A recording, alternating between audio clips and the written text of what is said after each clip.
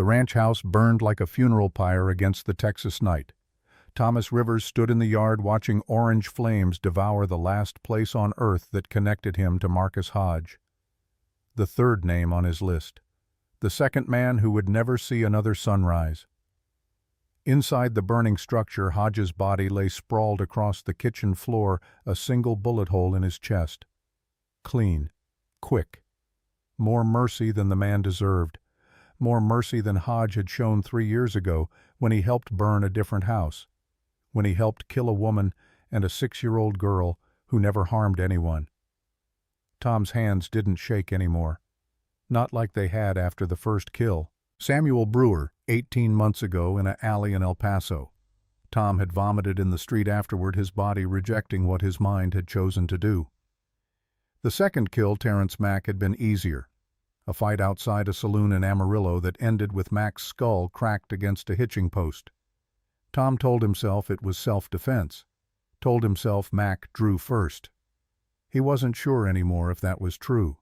But Hodge number 2, and Pike number 4 just 3 weeks ago. Those deaths felt like breathing. Necessary. Inevitable. Just items to cross off a list written in blood. Tom pulled a folded paper from his coat pocket. Even in the firelight he could read the names. 7 of them. 4 crossed out in pencil. 3 remaining. Luther Pike, William Cray, Silas Drummond, and 1 more. A 7th name he still hadn't learned.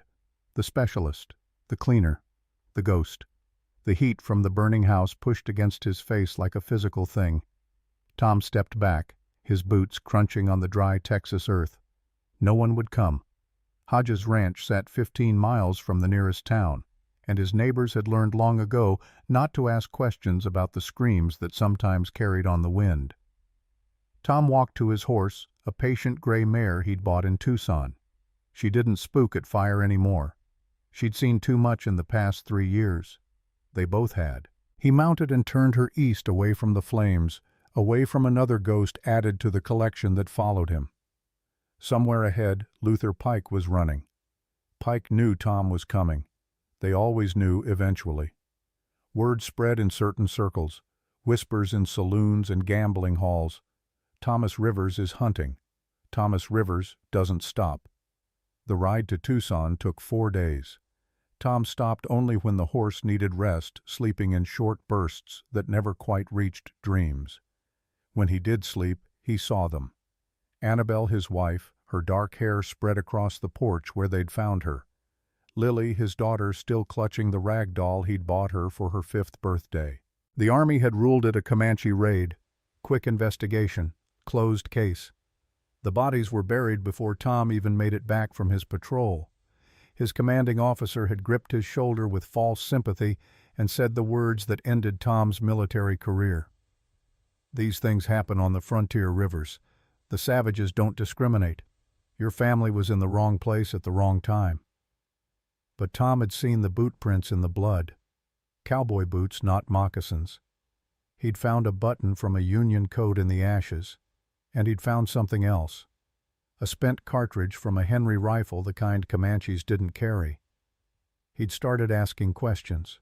Quiet questions. Careful questions. And slowly over months, a picture emerged.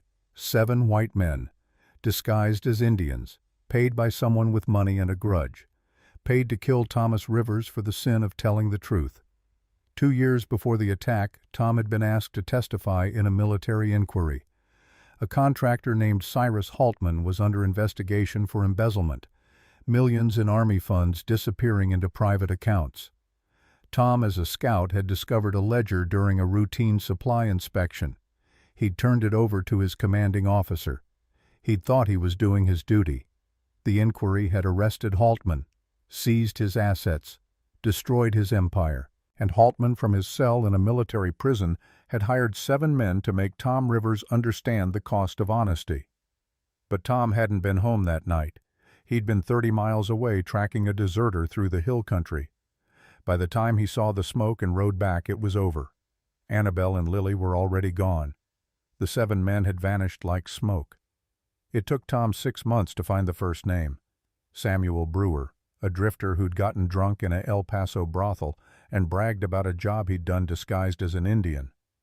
Tom had followed him into that alley, had called his name, had watched Brewer's face go white with recognition before Tom's bullet ended him. The second name came from papers he'd found in Brewer's room. Terrence Mack, a gambler in Amarillo. Tom had been more careful that time, made it look like a fight, no questions asked. The third name, Marcus Hodge, had been harder. Hodge had gone to ground on his isolated ranch, paranoid and armed, but paranoia couldn't stop a patient man with a rifle and 3 days to wait for the perfect shot. And the fourth name, Luther Pike. Tom had tracked him to a mining camp in New Mexico. Pike had run. Tom had followed. The chase ended in a canyon with Pike begging for his life, and Tom feeling nothing at all as he pulled the trigger. Except Pike hadn't died in that canyon. Tom had learned that 3 days ago.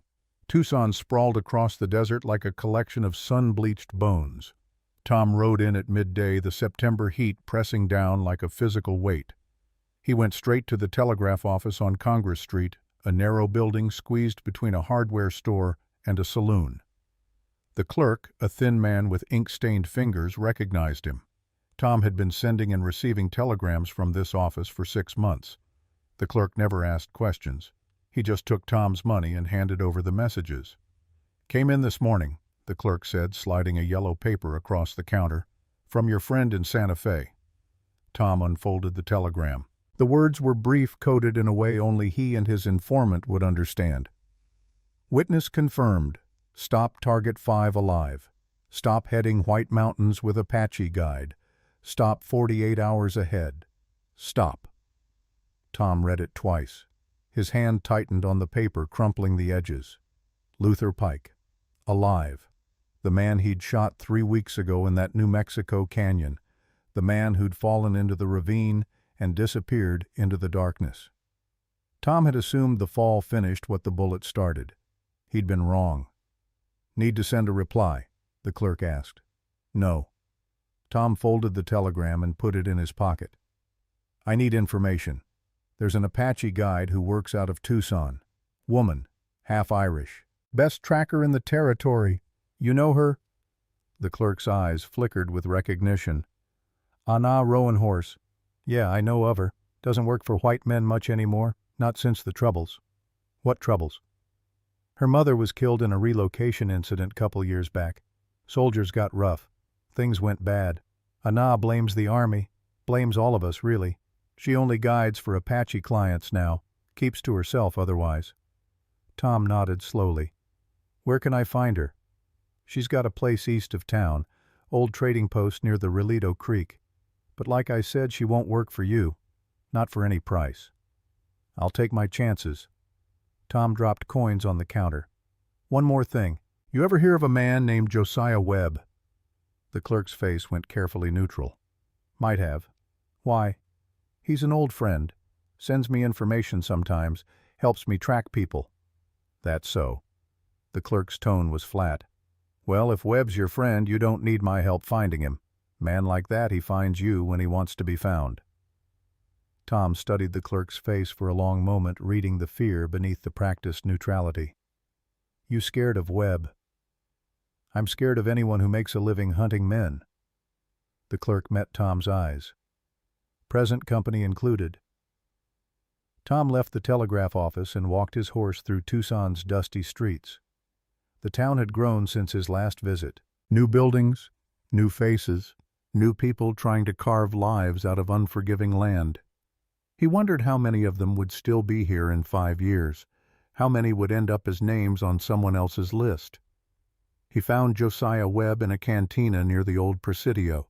Webb sat in the back corner, a bottle of whiskey in front of him and a deck of cards in his hands. He was a lean man in his early 40s with the weathered face of someone who'd spent too many years under too many suns.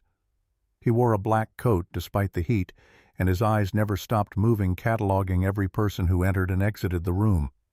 Those eyes found Tom the moment he walked through the door. Webb's mouth curved into something that might have been a smile on a different man.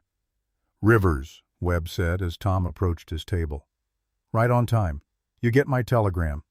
Tom sat down without being invited. "Pike's alive. Alive and running scared.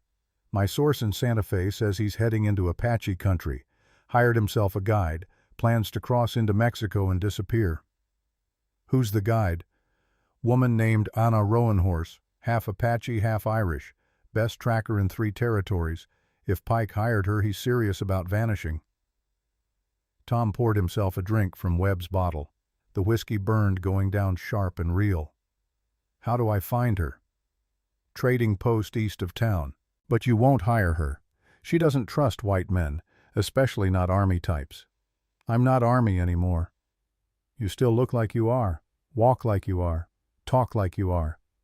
Webb refilled his own glass.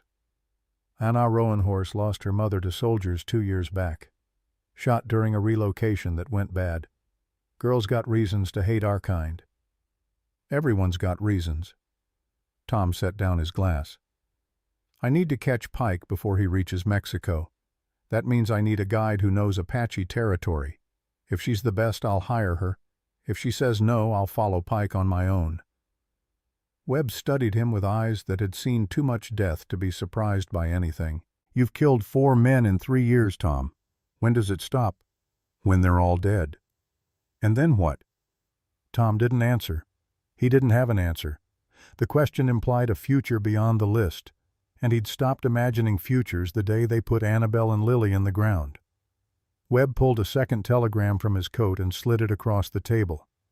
This came in an hour before yours. Thought you should see it. Tom unfolded the paper. The message was short, unsigned, but he knew who sent it. Mr. Garrett, stop, or should I say Mr. Rivers, stop. I know what you have done. Stop. I know where you are going. Stop. Let us finish this in the mountains. Stop. Tom's vision narrowed. The cantina faded away. All he could see were those words. Garrett was the false name he'd been using, the name on the hotel registers and land deeds, the name that was supposed to keep him hidden from the 3 men who remained on his list. Drummond, Tom said quietly. Webb nodded. Silas Drummond, the leader of the 7, the one who planned it all. He knows you're hunting his men, and now he's hunting you. Tom folded the telegram carefully and put it in his pocket next to the first one. Good. Saves me the trouble of tracking him down. Tom. Webb's voice carried a warning. Drummond isn't like the others. He's not a drunk like Brewer or a coward like Pike. He's a professional, ex-Army sharpshooter. The man can put a bullet through a keyhole at 300 yards. You go after him in those mountains, you're walking into a kill zone. Then I better not miss. You're not listening. Drummond wants you in those mountains. It's a trap. I know. Tom stood pushing back his chair. But Pike's there too, and I'm not letting him reach Mexico. If I have to go through Drummond to get to Pike, that's fine. Saves me a trip. Webb shook his head slowly. 3 years ago, you were a good man, Tom. Army scout, husband, father. Now look at you. You're turning into the same thing you're hunting. Maybe. Tom dropped coins on the table to pay for the whiskey. Or maybe I already was this thing, and it just took losing everything to show me. He walked out of the cantina into the brutal afternoon sun. The street was nearly empty, most people having the sense to stay indoors during the worst heat. Tom mounted his horse and turned east toward the Relito Creek and the woman who might be his only chance of catching Luther Pike. The trading post sat squat and weathered against a backdrop of scrub brush and distant mountains. It was more a collection of lean-to structures than a proper building, all rough wood and canvas stretched across frames. A few horses stood in a makeshift corral, and chickens scratched in the dust near what looked like a well. Tom dismounted and tied his horse to a post near the entrance. He could feel eyes watching him from the shadows inside the trading post. He'd learned to trust that feeling, the feeling of being measured, evaluated, judged. A woman emerged from the largest structure. She was tall, almost Tom's height, with the kind of lean strength that came from a life lived outdoors. Her skin was the color of desert sand, and her hair, black as obsidian, hung in a thick braid down her back. She wore men's clothing, canvas pants, and a faded work shirt, and she carried a rifle with the casual ease of someone who knew how to use it. Her eyes found Tom and stayed there. Dark eyes, hard eyes, eyes that had seen violence and chosen not to look away. "You're on private land," she said. Her voice carried the flat neutrality of someone who'd perfected the art of giving nothing away. "State your business or leave." "I need to hire a guide," Tom said. "I'm looking for Anna Roanhorse. You found her, and I don't work for white men." She turned to go back inside. "I'll pay double your normal rate." "My normal rate for white men is go to hell. Double that is still go to hell." She paused at the entrance, not looking back. "There are other guides in Tucson. Find one of them. I need the best.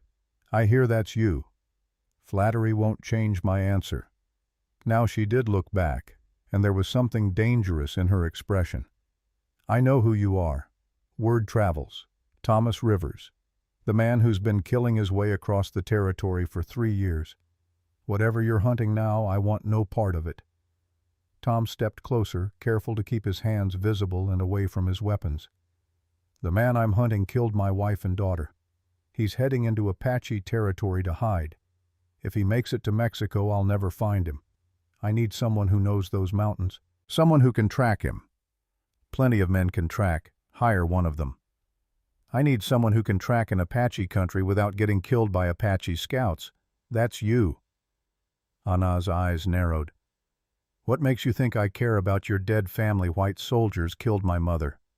Should I hunt down every man in a blue coat? Should I spend 3 years killing until I feel better?" The words hit harder than a fist. Tom felt something twist in his chest, but he kept his voice level. "I'm not asking you to care. I'm asking you to do a job. Guide me to the White Mountains. Help me find Luther Pike. After that, you never have to see me again." "Pike." Anna's expression shifted slightly. "Luther Pike hired me yesterday. Paid me $200 to guide him to the border. You want me to break a contract and guide you instead. Pike is a murderer. He helped kill my family.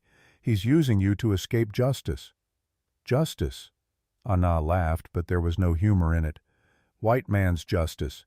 The kind that lets soldiers murder Apache women and call it peacekeeping. The kind that takes Apache land and calls it settlement. Forgive me if I'm not moved by your sense of justice." Tom reached into his coat slowly, watching her rifle rise slightly in response.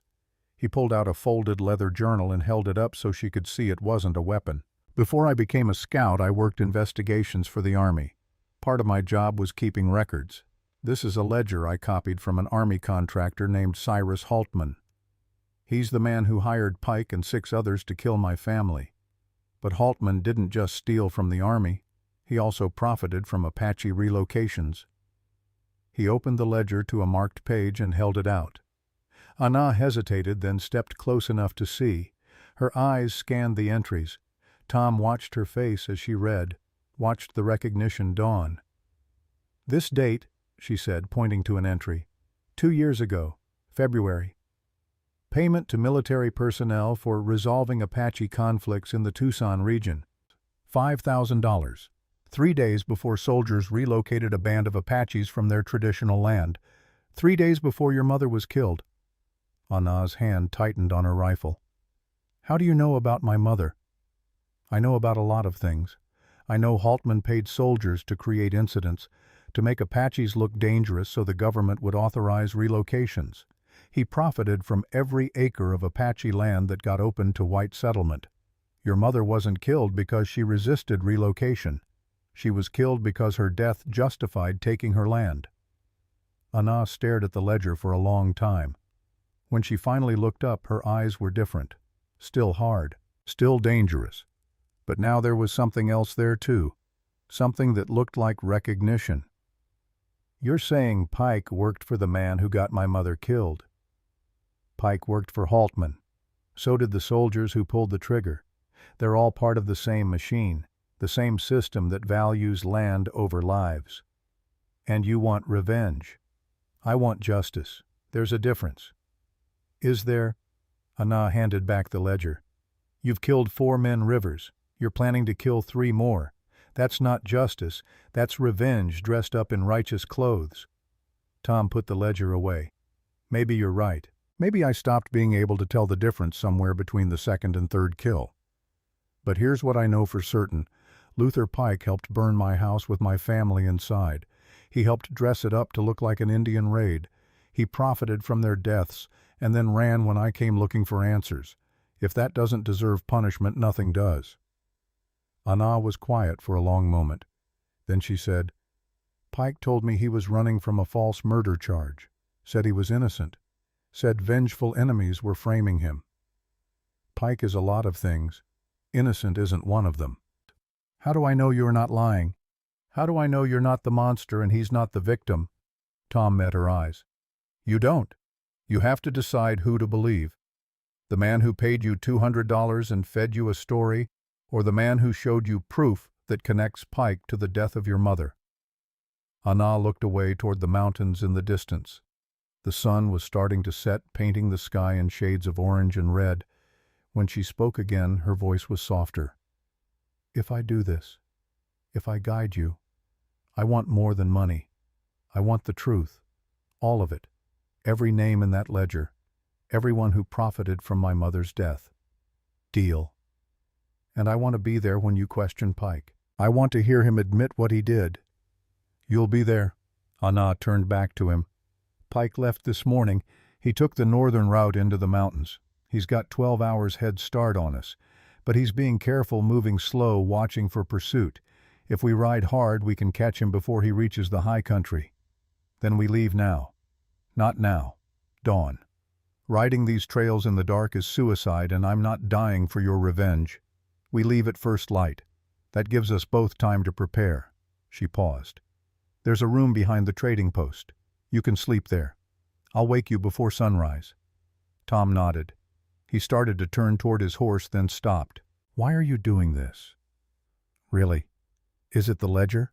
The connection to your mother?" Anna was quiet for a moment. Then she said, "My mother used to say that the world is full of people who profit from other people's pain. She said the only way to stop them is to make the cost higher than the profit. Pike and Haltman and all the others like them, they only understand one language: loss. Maybe if they lose enough, they'll stop taking. You think killing them will change anything?" "No." Anna's smile was sad. "But it might make me feel better. And right now, that's enough." Tom spent the evening preparing his weapons and checking his supplies. Anna worked in silence nearby, packing food and ammunition into saddlebags. They didn't speak much. There wasn't much to say. They were two people bound by loss, preparing to hunt a man who represented everything they'd lost. As the sun disappeared behind the mountains and darkness settled over the desert, Tom sat outside the trading post and looked at his list again. 4 names crossed out, 3 remaining: Luther Pike, William Cray, Silas Drummond, and somewhere out there, still unknown, the 7th man, the specialist, the cleaner. He thought about what Webb had said, that he was turning into the thing he hunted. Maybe that was true. Maybe somewhere between Samuel Brewer and Marcus Hodge, Tom Rivers had stopped being a man seeking justice and become something else. Something harder. Something that didn't flinch at the sound of gunfire or the sight of blood. But he couldn't stop now. Not with 3 names left. Not with Drummond hunting him. Not with Pike so close. He pulled out the telegram from Drummond and read it again in the fading light. "Let us finish this in the mountains." "Coming," Tom whispered to the darkness. "I'm coming." Dawn broke cold and clear over the Arizona desert. Tom woke to the sound of horses being saddled and the smell of coffee boiling over a small fire. Anna was already up, moving with the efficient grace of someone who'd been rising before the sun her entire life. "Drink this," she said, handing him a tin cup filled with black coffee. "It's a long ride to where Pike was headed. We need to move fast if we're going to catch him before he reaches the high passes." Tom drank the coffee in silence. It was bitter and strong, exactly what he needed. Around them, the desert was waking up. Birds calling to each other in the scrub brush. The distant yip of coyotes fading as daylight claimed the land. It would have been beautiful if Tom still had room in his head for beauty. They rode north as the sun climbed higher, following a trail that wound between rocky outcrops and stands of mesquite. Anna set a hard pace, her horse moving with the sure-footedness of an animal that knew this country. Tom's mare followed, trusting Anna's lead the way Tom was learning to trust it. Pike took this route. Anna said, pointing to marks in the dirt that Tom couldn't see, but she read like words on a page. But he's not alone. 2 more horses, both shod. White men probably. Guides he hired when I canceled on him. You know them. Might be the Rourke brothers, Caleb and Jesse, trappers who work the mountain country. They're good trackers, but they're ruthless. Kill Indians for sport and sell the scalps to collectors back east. If Pike hired them, he's serious about not being followed. Tom's hand drifted to his rifle. How far ahead? 4, maybe 5 hours. They're moving slow, being careful. Pike knows someone's coming for him. Question is whether he knows it's you specifically or just assumes someone's on his trail. They rode in silence for a while, the only sounds the creak of leather and the steady rhythm of hoofbeats. Tom studied Anna's back, trying to understand the woman who'd agreed to help him hunt a man she'd never met. She sat her horse like she was part of it, moving with an ease that spoke of a lifetime in the saddle. "Your mother," Tom said eventually. "What was her name?" Anna didn't turn around. "Desba. It means goes to war in our language. She earned that name. Fought soldiers twice when they tried to relocate us. Killed 3 men before they finally shot her." "I'm sorry." "Sorry doesn't bring her back. Sorry doesn't make the land they took any less stolen. Sorry is just a word white men use when they want to feel better about the things they've done." Tom didn't argue. She was right. Sorry was inadequate. Sorry was worthless. Sorry was what people said when they didn't want to face the real cost of their actions. "Tell me about your family," Anna said after a long silence. "Your wife, your daughter. Make them real to me. If I'm helping you kill a man, I should know who I'm killing him for." Tom wasn't sure he wanted to talk about them. Wasn't sure he could without breaking something inside himself that was barely holding together. But Anna had a right to know. She'd put her own hunt aside to help him with his. The least he could do was be honest. "Annabelle was a teacher," he said. "Came west from Philadelphia to work at a mission school. She taught Apache children how to read English. That's how we met. I was stationed near the mission and I used to watch her teach. She had this way of making children feel safe, like the world was bigger than their fears. And your daughter, Lily." Tom's throat tightened around the name. "She was 6, smart as her mother, brave too. She wanted to be a scout like me. Used to follow me around the fort asking questions about tracking and navigation.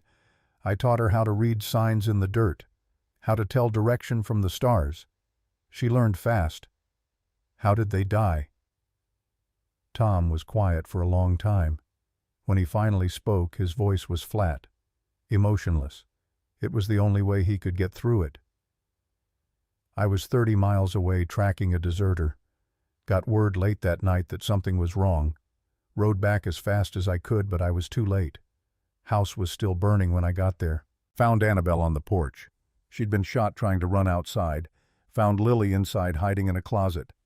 The smoke got her before the fire did. The Army said it was Comanches. The Army was wrong. Or lying.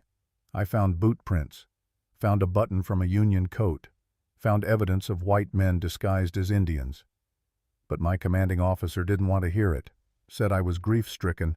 Said I was seeing things that weren't there because I needed someone to blame. But you kept looking." "I kept looking. Spent 6 months asking questions, following leads, bribing people for information.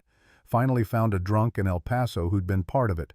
Samuel Brewer. He told me everything before I killed him. 7 men. Hired by Cyrus Haltman. Disguised as Comanches. Sent to kill me because I'd testified against Haltman's embezzlement. But you weren't home." "I wasn't home. So they killed my family instead. Sent a message that cooperating with Army investigations had consequences."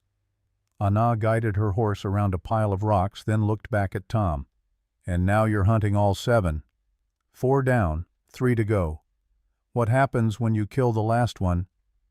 Tom didn't answer because he didn't know. The future beyond the 7th name was a blank space he couldn't see into, couldn't imagine. The hunt had become his entire world. Take that away, and what was left? They rode through the morning and into the afternoon, climbing higher into country that grew rockier and more treacherous. The trail narrowed, winding between cliffs that rose like walls on either side. Tom could see why Pike had chosen this route. It was defensible, easy to watch for pursuit, hard to approach without being seen. As the sun reached its peak, Anna raised her hand suddenly. Tom reined in his horse, watching as she dismounted and knelt to examine something on the ground. When she stood, her face was grim. "Blood," she said. "Fresh. Maybe an hour old." Tom dismounted and looked at what she'd found. Dark stains on the rocks, a trail of them leading off the main path into a narrow canyon. Pike's group. One of them, wounded, bleeding bad. Anna followed the trail with her eyes. "This way." They led their horses into the canyon, moving slowly. The blood trail was easy to follow now, drops becoming puddles, puddles becoming smears where someone had fallen and dragged themselves forward. And then around a bend in the canyon, they found the source. A man lay sprawled across the rocks, his body twisted at an unnatural angle. He was young, maybe 30, with the rough clothing and weathered face of someone who lived on the edge of civilization. A rifle lay a few feet away from his outstretched hand. His back was a mess of blood where a bullet had punched through his spine. "Caleb Rourke," Anna said quietly, "shot from behind while he was running." Tom knelt beside the body, checking for signs of life even though he knew there wouldn't be any. The man had been dead for at least an hour. His eyes were still open, frozen in an expression of surprise and pain. Why shoot his own guide? Tom wondered aloud. Maybe Caleb tried to back out. Maybe he figured out what Pike really was and wanted no part of it. Anna looked around the canyon, her hand resting on her rifle. Or maybe it wasn't Pike who shot him. Then who? A sound from deeper in the canyon answered the question. A groan, weak, barely audible over the wind. Tom and Anna moved quickly but carefully, weapons ready. They found the second Rourke brother 20 yards ahead, propped against a boulder. Jesse Rourke was older than his brother, maybe 40, with a gray beard and eyes that had seen too much dying. Blood soaked his shirt from a wound in his side. His breathing was shallow and wet. "Help me," Jesse gasped when he saw them. "Please, God, help me." Anna knelt beside him, examining the wound with practiced efficiency. Tom could see from her expression that it was bad. The bullet had gone through Jesse's side and probably nicked something vital. The man was dying. It was just a question of how long. "What happened?" Tom asked, his voice hard. "Who shot you?" Jesse's eyes focused on Tom with difficulty. You're Rivers, the hunter," Pike said. "Said you were coming." "Where's Pike?" "Gone. He's gone."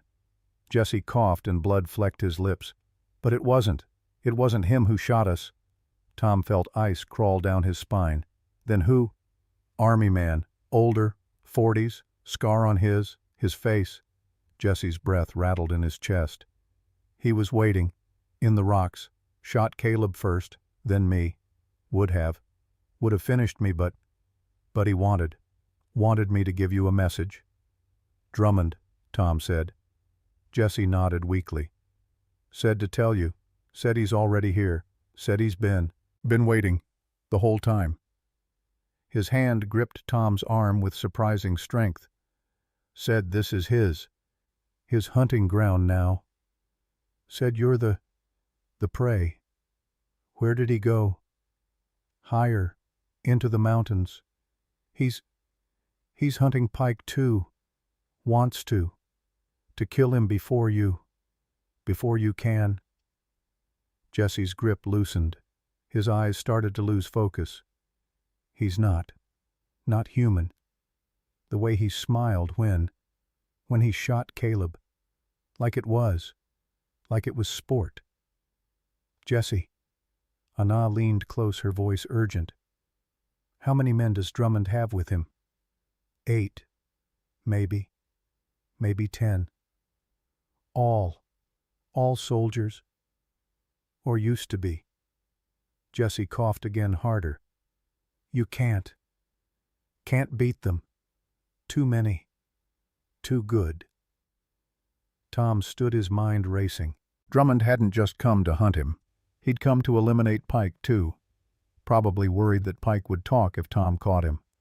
Worried that Pike knew too much about Haltman's operation and who'd been paid off. This wasn't just about revenge anymore. This was about covering tracks, tying up loose ends. "Tom," Anna said quietly. He looked down. Jesse Rourke's eyes had gone glassy. His chest had stopped moving. Another body. Another death. Another casualty of a war that had started 3 years ago and showed no signs of ending. "We need to move," Tom said. "Drummond's got hours on us and he's got Pike's trail. If we don't catch up soon, Pike will be dead and we'll have lost our best chance at information."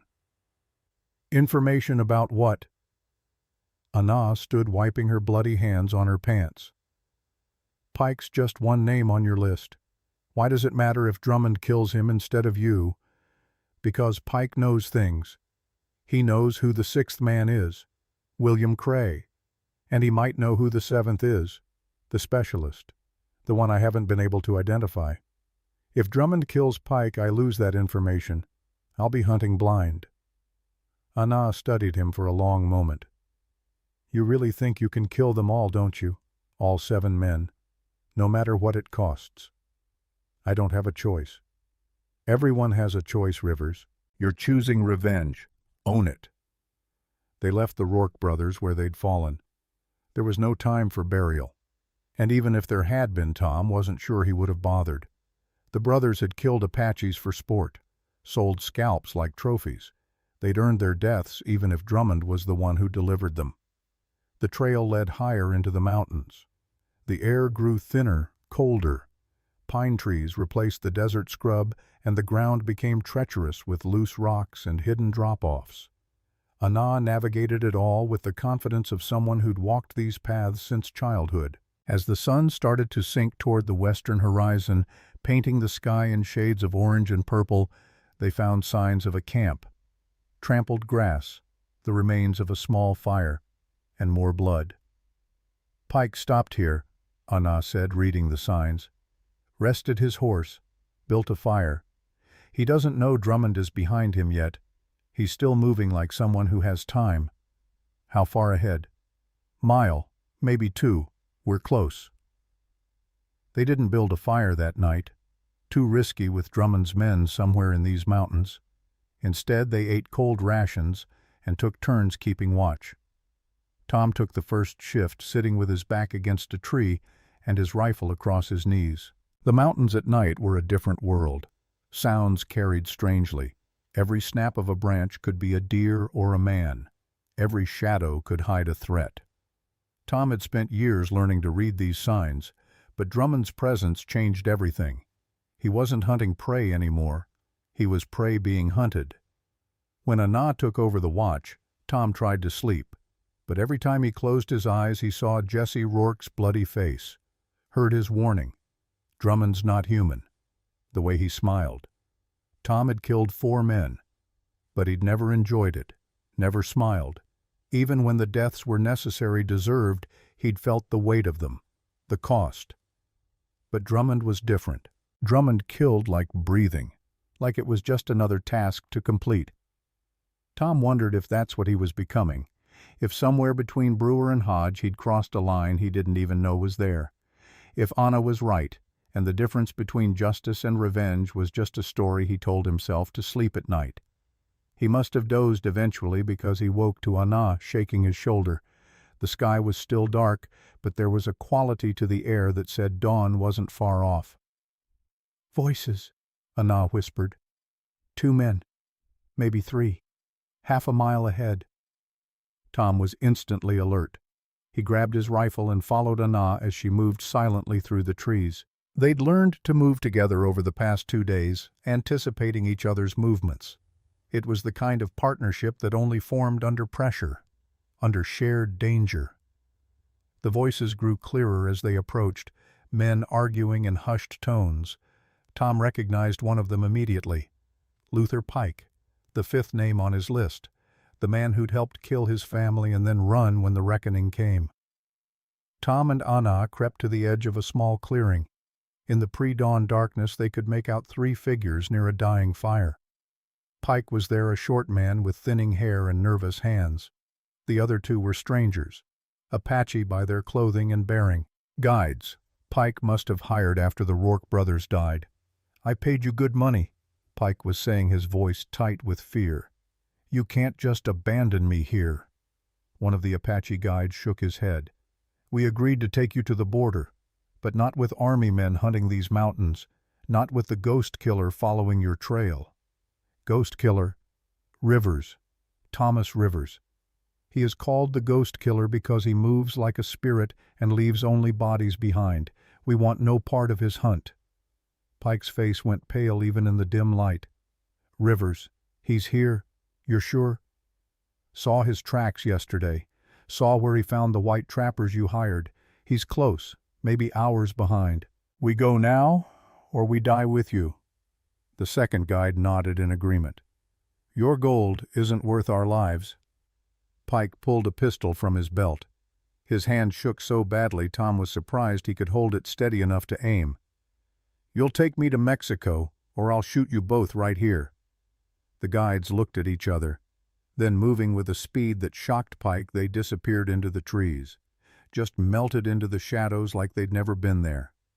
Pike spun around, firing wildly into the darkness. The shots echoed through the mountains like thunder. "Come back!" Pike screamed. "Come back, you red bastards! I'll double your pay." "Triple it." Tom stepped out of the trees, his rifle pointed at Pike's chest. "Put the gun down, Luther." Pike froze. For a moment he just stared at Tom like he was seeing a ghost. Then his face twisted with terror and rage. "Rivers! You're supposed to be dead." "So are you. But here we both are." Pike raised his pistol, but his hand was shaking too badly to aim. "Stay back. I'll shoot. I swear I'll shoot." "Go ahead. Try." Tom's voice was calm, cold. "But you better not miss, because if you do, I'm going to make this hurt." Pike's finger tightened on the trigger. Tom could see the moment of decision in his eyes, the moment when fear overcame reason. The pistol barked once, the bullet going wide, kicking up dirt 5 feet to Tom's left. Tom didn't fire back. He just walked forward slow and steady like a man taking a morning stroll. Pike fired again. Another miss. Then the hammer clicked on an empty chamber. Pike dropped the gun and fell to his knees. "Please, please don't kill me. I'll tell you anything you want to know. I'll testify against Haltman, against all of them. Just please." Anna emerged from the trees, her rifle trained on Pike. "This is the man who helped kill your family. One of them. He doesn't look like much. They never do." Tom grabbed Pike by the front of his shirt and hauled him to his feet. "You're going to answer questions, Luther.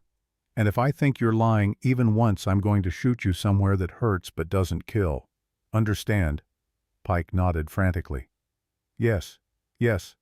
Anything. Just don't. Please don't." "Who hired you?" "Cyrus Haltman, Army contractor. He was going to prison because of your testimony. He wanted revenge." "Who else was involved?" "7 of us total. Brewer, Mack, Hodge, the Rourke brothers, me, and 2 more. William Cray. He's a U.S. Marshal now in Santa Fe. And there was one other, a specialist. We never knew his real name."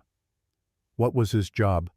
"Clean up, making sure there were no witnesses, no evidence. He killed a farmer who saw us riding toward your house, made it look like a heart attack.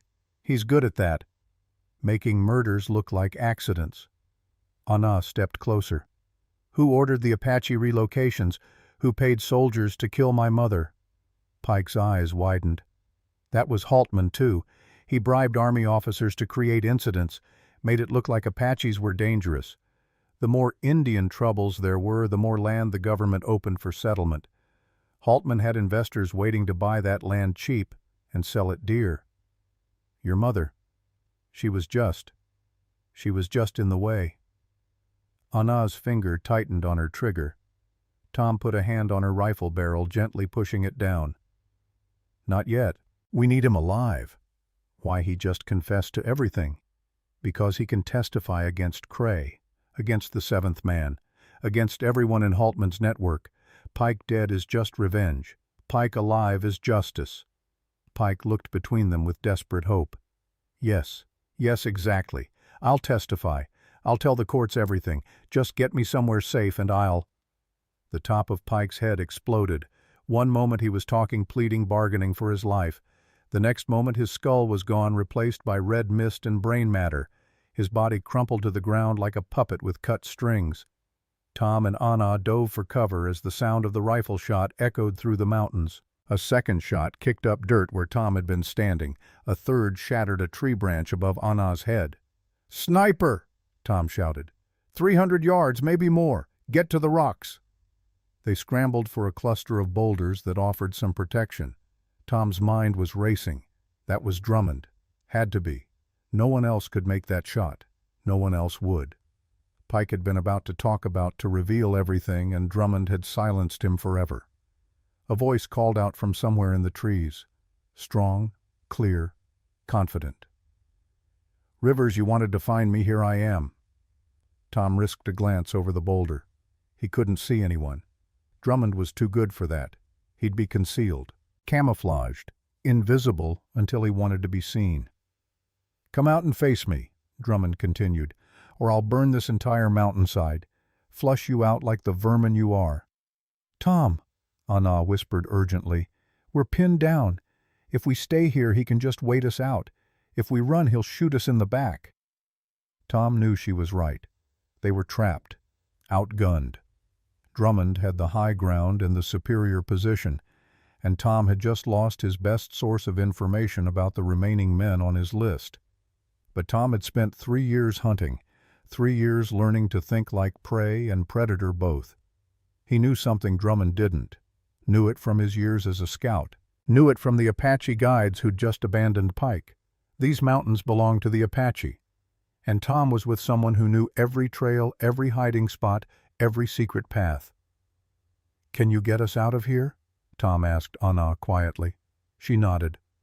"There's a canyon system 50 yards south, narrow enough that he can't get a clear shot. Leads down into Apache territory, my uncle's village. If we can make it there, we'll have protection. And if we can't, then we die here and Drummond wins." Tom looked at Pike's corpse still leaking blood into the mountain dirt. Another death. Another body. Another name crossed off a list that was never his to cross off in the first place. "Let's move," Tom said. The canyon was barely wider than a horse. Tom and Anna moved through it single file, leading their mounts by the reins, every sound amplified by the narrow rock walls. Behind them, somewhere in the tangle of pine and stone, Silas Drummond was hunting. Tom could feel it the way animals feel approaching storms. A pressure in the air, a certainty of violence coming. Anna moved with absolute confidence despite the treacherous terrain. She knew these canyons the way Tom had once known the streets of San Antonio. Every twist, every hidden passage, every place where the rock face offered handholds for climbing. This was her country, her birthright. And Tom was grateful beyond words that she'd chosen to share it. They'd been moving for 3 hours when Anna finally stopped. She pressed herself against the canyon wall and motioned for Tom to do the same. He flattened himself into a narrow depression in the rock, barely breathing, as sounds echoed from somewhere above them. Voices. Men calling to each other in the professional shorthand of soldiers coordinating a search. Drummond's men sweeping the mountain in a grid pattern trying to pick up their trail. 8 of them, Anna whispered so quietly Tom almost missed it.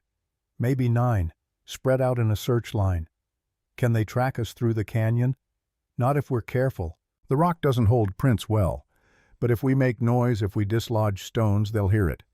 Sound carries strange in these formations. They waited in absolute silence as the voices grew closer, then gradually faded.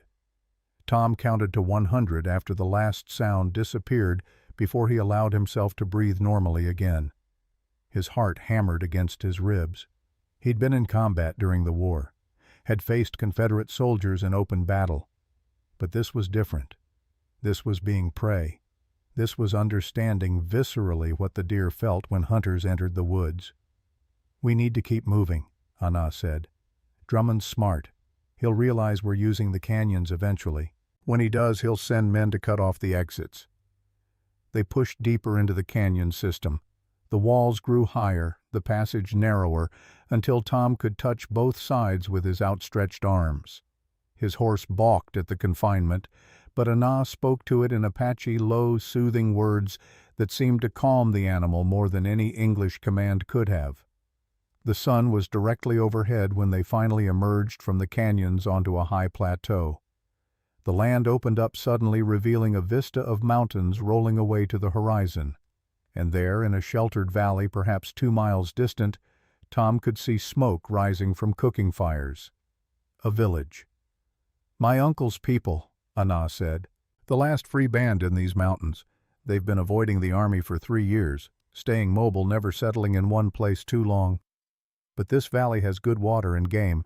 They've been here 2 months, long enough to plant crops, long enough to hope." "Will they welcome us?" Ana's expression was difficult to read. "They'll welcome me. You're a different story. White men brought them nothing but broken promises and bullets. My uncle Tawa, he's the chief. He's a good man, but he's also pragmatic. If he thinks harboring you will bring soldiers down on his people, he'll turn you away, or worse. Worse, kill you and leave your body for Drummond to find. A gesture of goodwill to the army, proof they're not sheltering fugitives." Tom considered this. "Would you let them—" Ana looked at him for a long moment. "I don't know. Ask me again if it comes to that." They descended toward the valley, carefully following a trail that switched back down the mountainside. Halfway down, they were met by scouts. 4 Apache warriors materialized from the rocks with the unsettling silence Tom had come to associate with Ana's people. They wore a mix of traditional clothing and items scavenged from white settlements. Calico shirts, canvas pants, but their rifles were new, well-maintained, and pointed directly at Tom's chest. The lead scout, a young warrior with a scar bisecting his left eyebrow, spoke rapidly in Apache to Ana. She responded in the same language, her tone respectful but firm. Tom watched the exchange, understanding nothing but reading everything in their body language. The scout was suspicious, angry even, and Ana was defending Tom's presence. Finally, the scout lowered his rifle slightly and jerked his head toward the village. "Chief Tawa will decide," he said in heavily accented English, looking at Tom for the first time. "You bring war to us, white man. War follows you like shadow. We should kill you here and be done with it." "Ashki," Ana said sharply. "He is under my protection." "Your protection means nothing if the army comes, if the ghost killer's enemies come." Ashki spat on the ground near Tom's feet. "My grandfather was killed by white soldiers. My sister taken to a mission school and died of sickness there. I have no love for your kind." "I don't want your love," Tom said quietly. "I just want shelter until Drummond passes. Then I'll leave. You'll never see me again." Ashki laughed, but there was no humor in it. "Drummond, Silas Drummond. We know this name. The army officer who hunts Apaches for sport, who collects scalps like your people collect coins. You lead him to our village and you ask for shelter." "I didn't lead him anywhere. He's hunting me, not you." "And when he finds you here? When his soldiers surround this valley? What then?" Ashki stepped closer, close enough that Tom could see the grief and rage burning behind his eyes. "You think your life is worth more than ours. You think we should risk everything to save one white man." "No," Tom said, "I don't.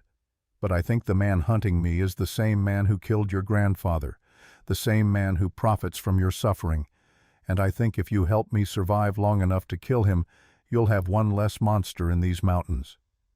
Ashki stared at him. Then, without warning, he smiled. It was a terrible smile. "You would kill Drummond?" "You—" "I've killed 4 men already. What's one more?" "4 men." Ashki's smile widened. "I have killed 16. Soldiers, settlers, anyone who came to take Apache land. You are baby at killing compared to me, but you have courage to speak of it. That is something." He looked at Ana. "I still think we should kill him, but I will let Tawa decide.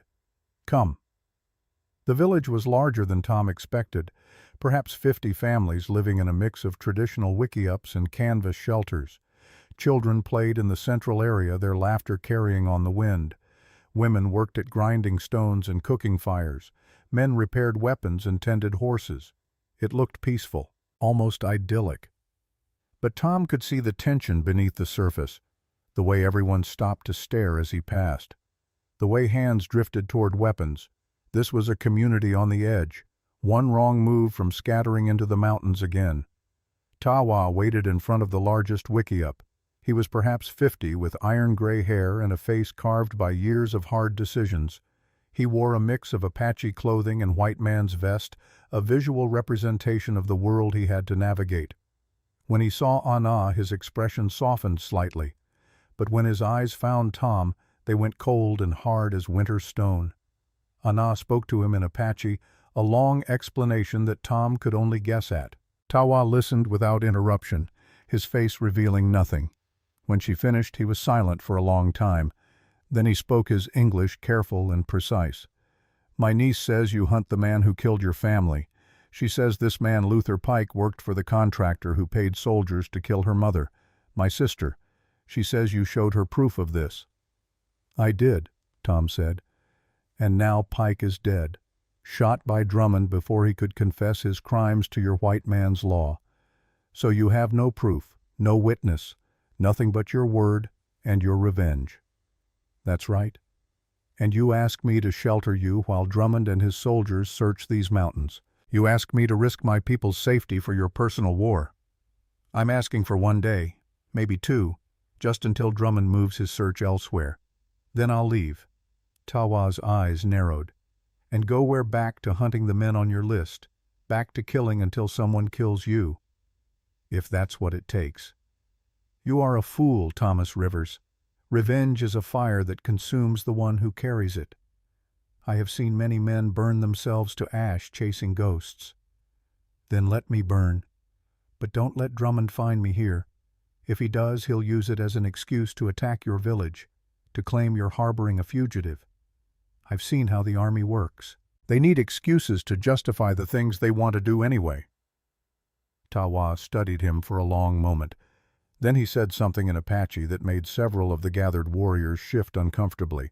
Ashkey responded, his tone argumentative. Other voices joined in. What had been a quiet gathering became a heated debate. Anna leaned close to Tom. "The tribe is divided. Tawa wants to hear all voices before deciding. It's the Apache way. No chief rules alone." "What are they saying?" "Ashkey and his faction want to turn you over to Drummond. Trade your life for the army, leaving them alone. Others, led by an elder named Bidzeel, argue that giving up someone under protection violates honor, that it makes us no better than the white men who break treaties." "And your uncle?" Tawa is listening, weighing, trying to find a path that doesn't end in more Apache blood being spilled. An old man stood from where he'd been sitting near a fire. He was ancient, his face a map of wrinkles, but his back was straight, and his voice carried clearly across the gathering. He spoke for several minutes in Apache, and Tom watched Tawa's expression shift as he listened. When the old man finished, Tawa nodded slowly. He turned to Tom. "Bidzeel speaks wisdom. He says we are Apache. We do not surrender those who seek our protection. We do not trade lives for false promises of peace. But he also says this." Tawa's voice hardened. "If you bring Drummond to our door, if your presence endangers my people, we will not die for you. We will give you to him ourselves." "Fair enough. You may stay. 1 day. We will post scouts to watch for Drummond's soldiers. If they come close, you leave immediately." Taha turned to Anna. "You vouch for this man." "I do, uncle." "Then he is your responsibility. If he brings trouble, it falls on you as well." Tawa looked back at Tom. "We have food, water, a place to rest. Use them. But do not mistake hospitality for trust. Many here would be happy to see you dead. Try not to give them a reason." The wickiup they gave Tom was small but clean, a sleeping mat, a water skin, nothing else. It was more than he expected and more than he deserved. He sat on the mat and finally allowed himself to feel the exhaustion of the past 3 days. The hard riding, the constant tension, the shock of watching Pike's head explode in a spray of bone and brain. Pike was dead. The fifth name on his list eliminated not by Tom's hand but by Drummond's. And with Pike went the information Tom needed, the identity of the seventh man, the specialist, the cleaner. Now Tom had only two names left: William Cray, the U.S. Marshal in Santa Fe, and Silas Drummond himself. 2 men, 2 more kills. And then what? Tom pulled out his list and stared at it. 4 names crossed out in pencil, 1 more crossed out in his mind, if not on paper. Pike was dead, even if Tom hadn't killed him. That left Cray and Drummond. And the unknown seventh. He was folding the paper away when Anna entered the wickiup. She carried a wooden bowl filled with stew and a piece of flatbread. "You need to eat," she said. "You look like a corpse." "Feel like one too." Tom took the bowl gratefully. The stew was venison and corn, simple but well seasoned. He hadn't realized how hungry he was until the first bite hit his stomach. Anna sat across from him, cross-legged on the packed earth floor. "My uncle doesn't trust you, but he won't turn you over either. His honor won't allow it." "And you? Do you trust me?" "I trust that you want Drummond dead. I trust that you've killed 4 men to get to him. Beyond that," she shrugged, "trust is earned. You haven't had time to earn it yet." "Fair enough." Tom ate in silence for a moment. "The old man Bidziel. What exactly did he say to convince your uncle?" "He said that Apache honor is all we have left, that white men have taken our land, killed our people, broken every promise they made. But they haven't taken our honor. We keep our word even when others don't. We protect those who seek protection even when it costs us." Anna's voice was soft. "Bidziel is old enough to remember when the Apache were free, when we ranged across these mountains without fear. He says honor is the only thing connecting us to that past. Lose that, and we lose everything." "Sounds like a good man." "He is. He's also Ashke's grandfather, which makes the politics complicated. Ashke wants to fight, wants to kill every white man who crosses into Apache territory. Bidziel counsels patience, survival. He says fighting a war we can't win is just suicide with extra steps." Tom set down the empty bowl. "And what do you think?" "I think both are right and both are wrong. Fighting gets us killed. Hiding gets us killed slower. Maybe there's a third path. Maybe men like you white men who see the injustice and try to fight it, maybe you're that path. Or maybe that's just wishful thinking." A commotion outside interrupted them. Voices raised in alarm. The sound of horses approaching fast. Tom grabbed his rifle and followed Anna outside. Scouts were riding into the village, their horses lathered with sweat. They shouted in Apache, and Tom saw faces go pale around him. Tawa emerged from his wickiup, demanding answers. One of the scouts spoke rapidly, gesturing toward the mountains. "What is it?" Tom asked Anna. Her face was grim. "Drummond's soldiers, 5 miles east, 8 men. They're searching systematically, and they're moving this direction." Tawa turned to Tom, his expression unreadable. "You said you would leave if they came close. They are close. Give me an hour. Let me prepare. I'll lead them away from here." "How?" "I'll make myself visible. Let them see me heading north. They'll follow. Drummond wants me more than he wants this village." Ashke stepped forward. "Or you'll lead them directly here and then run, leaving us to face them." "I give you my word." "The word of a white man." Ashke spat. "Worth nothing." "Then the word of someone who's lost everything the same way you have. The word of someone who knows what it's like to watch the people you love die and be powerless to stop it." Tom met Ashke's eyes. "I won't bring war to your people. I've seen too much war already." Ashke stared at him for a long moment. Then he turned to Tawa. "Let me go with him. Make sure he keeps his word. If he betrays us, I'll kill him myself." "Ashke, no," an old voice said. Bidziel stepped forward, leaning on a walking stick. "You are needed here." Tawa considered this. Then he nodded. "Anna will go. She knows the mountains better than anyone. She can guide him away from our territory and make sure he keeps his word." Anna looked surprised. "Uncle, I can be more use here if there's a fight." "There will be no fight if Rivers keeps his promise. Go with him, keep him honest, and come back safely." Tom and Anna prepared quickly. Fresh horses, ammunition, food and water for 3 days. The entire village watched them prepare with the silent intensity of people watching a potential disaster unfold. Tom could feel their fear, their anger, their desperate hope that he was telling the truth about leading Drummond away. As they mounted, Bidzeel approached. He placed a weathered hand on Tom's knee and looked up at him with eyes that had seen too much history. "My grandson Ashki, he is angry. He thinks anger makes him strong, but anger is just pain wearing a mask." The old man's English was slow but clear. "You understand this? Yes, you chase revenge, but revenge is just pain wearing a different mask. When you catch the man you hunt, when you kill him, the pain will still be there. The mask just comes off." Tom didn't know what to say to that. Bidzeel nodded, as if the silence was answer enough.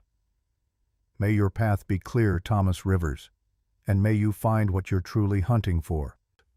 They rode out of the village as the sun began its descent toward the western peaks. Tom looked back once and saw the entire community watching them go. Saw Ashki standing with his arms crossed, his face set in lines of distrust. Saw Tawa with his hand on his rifle ready for whatever came next. Saw Bidzeel, small and ancient, raising one hand in what might have been a blessing or a farewell. They rode hard for 2 hours, heading north and slightly east, deliberately leaving tracks that even a mediocre tracker could follow. Tom wanted Drummond's men to see exactly where he'd gone, wanted them to follow. The farther from the Apache village they were drawn, the safer Taha's people would be. When they finally stopped to rest the horses, they were in a narrow valley between 2 ridgelines. Good cover, multiple escape routes, and a clear view of anyone approaching from the south. Tom dismounted and pulled out his field glasses, scanning the terrain they'd just crossed. "There," Anna said, pointing. Tom adjusted the glasses and saw them. 6 men on horseback moving in a loose formation up the valley floor. They were still 3 miles away, but closing steadily, and they were good. Military good. They moved with the discipline of soldiers who'd trained together, who trusted each other. "Only 6, Tom said. "Drummond had 8 at least, maybe more. The others are probably sweeping other areas, or Drummond kept some back. He's smart enough not to commit all his forces to one search line." Tom collapsed the field glasses. "We need to make them think they're gaining on us. Stay close enough to be seen, but far enough to avoid engagement. Lead them on a chase that takes them miles from your uncle's village." "And then what?" "They'll catch us eventually. Even the best horses tire. Then we find a defensive position. Somewhere we can hold them off until dark. Once it's dark, we slip away. Drummond's men are good, but they're not Apache. They can't track at night like you can." Anna looked at him with something that might have been respect. "You've thought this through." "I spent 3 years in the army as a scout. Taught me to think like both the hunter and the hunted. Survival isn't about being the strongest. It's about being the smartest." They remounted and continued north, always staying just ahead of their pursuit. Tom could see the pattern now. Drummond's men weren't trying to catch them quickly. They were driving them, herding them toward something, probably an ambush point where more soldiers waited. "We need to change direction," Tom said. "Break the pattern. They're expecting us to keep heading north. There's a canyon system half a mile west, narrows down to passages barely wide enough for one horse. They can't flank us there, can't surround us. It's defensible. It's also a potential trap. If they get men on the ridges above us, we're sitting ducks. Better than being caught in the open." Anna turned her horse west.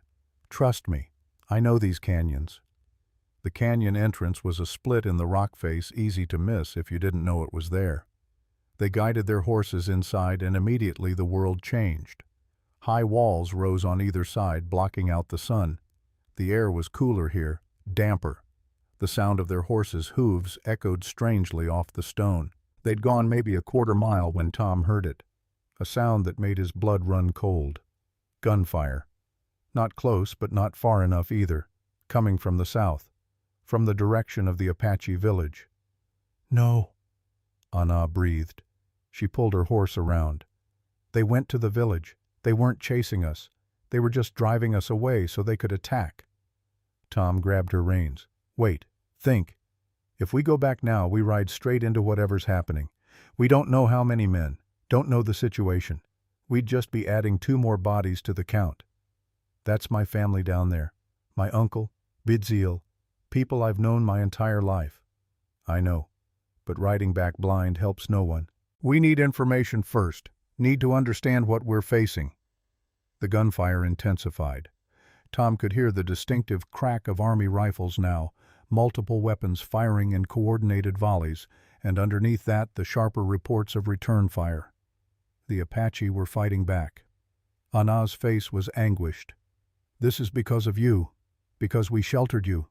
Drummond is punishing them for protecting a white man." "You don't know that?" "What else could it be? Your presence gave him the excuse he needed, an excuse to attack, to claim they were harboring fugitives." Tom wanted to argue, wanted to say she was wrong, but the cold truth was she might be right. Drummond was ruthless enough to use Tom's presence as justification for violence he probably wanted to commit anyway. The Army had been trying to relocate this band for years. Tom had just handed them a reason. "I'm going back," Anna said. "You can come or not, but I'm going." She spurred her horse before Tom could stop her. He cursed and followed the canyon walls, blurring past as they raced back the way they'd come. The gunfire grew louder, closer, and then they burst out of the canyon into hell. The Apache village was under siege. Drummond's soldiers had taken positions on the ridge overlooking the valley, using the high ground to rain fire down on the wickiups below. Tom could see muzzle flashes from at least 8 positions, maybe more. And down in the village, Apache warriors were fighting back with everything they had. Rifles, bows, desperation. Bodies lay in the central area. Tom couldn't tell from this distance if they were Apache or soldiers or both. Smoke rose from burning shelters. Women screamed as they tried to gather children and flee toward the canyon system Tawa had mentioned, the canyon that was supposed to be their escape route if things went wrong. "There," Anna pointed. "The main wickiup. That's where Tawa would make his stand." Tom pulled out his field glasses again. Through the smoke and chaos he could see warriors clustered around Tawa's shelter. They'd created a defensive position using overturned carts and supply crates. Tom counted maybe 15 fighters, against 8 soldiers on the ridge.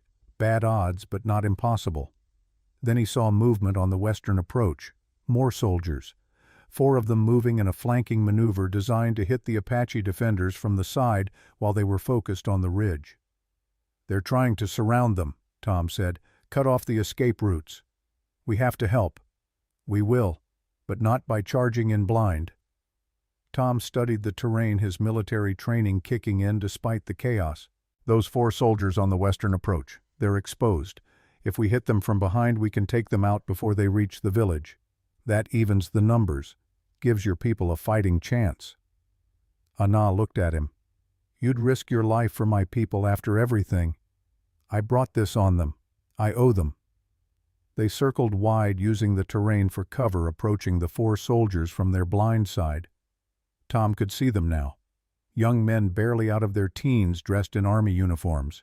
They moved with the cautious confidence of soldiers who'd done this before, who'd attacked villages and faced minimal resistance. They were wrong about the resistance this time. Tom and Anna dismounted, tying their horses to a scrub pine. They moved forward on foot rifles ready. Tom's heart hammered in his chest. This was different from hunting the men on his list. Those had been executions, more or less. Cold, calculated. This was combat, real fighting. And he was surprised to find he'd missed it, missed the clarity of purpose, the simple equation of survival. They got within 50 yards before one of the soldiers noticed them. The man turned, bringing his rifle up, opening his mouth to shout a warning. Tom shot him through the chest. The soldier went down hard, and his 3 companions spun around trying to find the threat. Anna fired twice. One soldier fell clutching his leg. Another dove for cover behind a rock. The 4th one, older and more experienced, went prone and started returning fire. Bullets whined off the rocks near Tom's head. He rolled left, found cover behind a fallen log, and fired back. The fight lasted maybe 2 minutes, but it felt like hours. The older soldier was good keeping Tom and Anna pinned while his wounded companion tried to crawl to safety. But Anna was better. She moved like smoke, flanking through the scrub brush, getting an angle the soldier hadn't anticipated. Her shot took him in the shoulder, spinning him around. Tom's follow-up shot finished him. The wounded soldier, the one Anna had shot in the leg, was fumbling for a pistol. Tom kicked it away and knelt beside him. The soldier was young, maybe 19. His face was white with pain and fear. "How many men does Drummond have?" Tom demanded. "Go to hell." Tom pressed his rifle barrel against the leg wound. The soldier screamed. "How many so?" 12. "He has 12 total. 8 on the ridge. Us 4. You killed 4 of us." "Where's Drummond?" "North Ridge, the highest point. He's coordinating from there." Tom looked at Anna. 8 on the ridge. We took out 4 here. That leaves 8 total still fighting." "Still bad odds." "Better than they were." Tom stood. The wounded soldier grabbed at his leg. "You can't leave me here. I'll bleed out." "Then stop the bleeding." Tom pulled a bandana from his pocket and threw it at the soldier. "Press that against the wound. Keep pressure on it. If you're lucky, someone will find you before you die." They moved toward the village using the chaos as cover. The fighting had reached a crescendo. Apache warriors were holding the central position, but barely. Tom could see bodies. Too many bodies. Bidziel lay near the main wickiup, his chest soaked with blood. He was still alive, but only barely. Ashki knelt beside him, tears streaming down his face, firing his rifle with one hand while holding his grandfather's hand with the other. Tawa was there too, his arm bleeding from a wound, his rifle empty. He'd drawn a knife and was preparing for close combat if the soldiers breached their defensive position. Tom and Anna took up position behind an overturned cart. From here they could see 3 soldiers advancing from the east, using fire and movement tactics to close the distance. Military trained, professional. "Take the one on the left," Tom said. "I'll get the right. On 3. They fired simultaneously. Both soldiers went down. The third one dove for cover, realizing he was now exposed and alone. He started retreating, firing blindly to keep heads down. On the ridge, the remaining soldiers were regrouping. Tom could see them pulling back slightly, reassessing. They'd lost momentum, lost the element of surprise, and they were starting to realize this wasn't going to be the easy massacre they'd expected. A voice boomed across the valley, amplified somehow. Drummond using a speaking horn. "Thomas Rivers, I know you're down there. I know you helped those savages kill my men. This is your last chance. Surrender now or I'll kill every Apache in this valley. Men, women, children, everyone." Tom felt Anna stiffen beside him. Around them Apache warriors were looking at him, some with hatred, some with fear, some with a weary acceptance. "This is what white men do," their expressions said. "This is what they always do." Tawa struggled to his feet, using his rifle as a cane. He limped over to where Tom crouched. His face was hard, carved from stone. "You said you would lead them away. You lied." "I tried. They outmaneuvered us, used us as bait to drive us away from the village. And now my people are dying because we sheltered you, because we showed you hospitality." Taha's voice was quiet, lethal. "Bidziel is dying. 3 warriors are dead. 2 children caught in the crossfire, all because of you." "I know. You know." Tawa spat blood. "You know. And what will you do with this knowledge, white man? Will you shed tears? Will you say you're sorry? Will you write their names in your book of guilt and move on?" Tom stood slowly, holding Tawa's gaze. "I'll give Drummond what he wants. I'll surrender. End this." "No," Anna said. "That's suicide. It's the only way to stop this. Drummond doesn't care about Apache. He cares about me. I give myself up. He has no reason to keep attacking." Tawa laughed bitterly. "You think Drummond's word means anything. You think he'll stop just because you surrender. He wants you dead." "Yes, but he also wants us dead. We're Apache." "That's reason enough. Your surrender changes nothing." "Then what do you suggest?" "I suggest you fight." You brought this war to us. Now help us finish it." Ashki approached, leaving Bidziel's side. His face was streaked with tears and dust and blood. "My grandfather is dead. The man who spoke for you. The man who said Apache honor demanded we protect you. He died for that honor. For you." Tom had no words. What could he say? Sorry was meaningless. Guilt was selfish. He'd brought death to these people, added more names to a list that was already too long. "Drummond is on the North Ridge," Tom said. His voice was flat, empty. "He's coordinating from there. He thinks he's safe, out of rifle range, but I'm a good shot, and I have a scope." Ashki's eyes narrowed. "You can hit him from here." "Maybe. It's 400 yards. Wind is tricky in these valleys, but maybe." "Then do it. Kill the leader and the rest might break, might run." Tom moved to a better vantage point, a small rise that gave him a clear line of sight to the North Ridge. He could see Drummond there, standing tall, speaking into the horn, directing his men. The man was confident, comfortable. He'd done this before, attacked villages, massacred people, and walked away clean. Tom set up his rifle, adjusting for distance and wind. The scope brought Drummond's face into sharp focus, and for the first time Tom saw the man who'd killed his family. Really saw him. Drummond was handsome in a hard way. Square jaw, clear eyes, the kind of face people trusted, the kind of face that hid monsters. Tom's finger tightened on the trigger.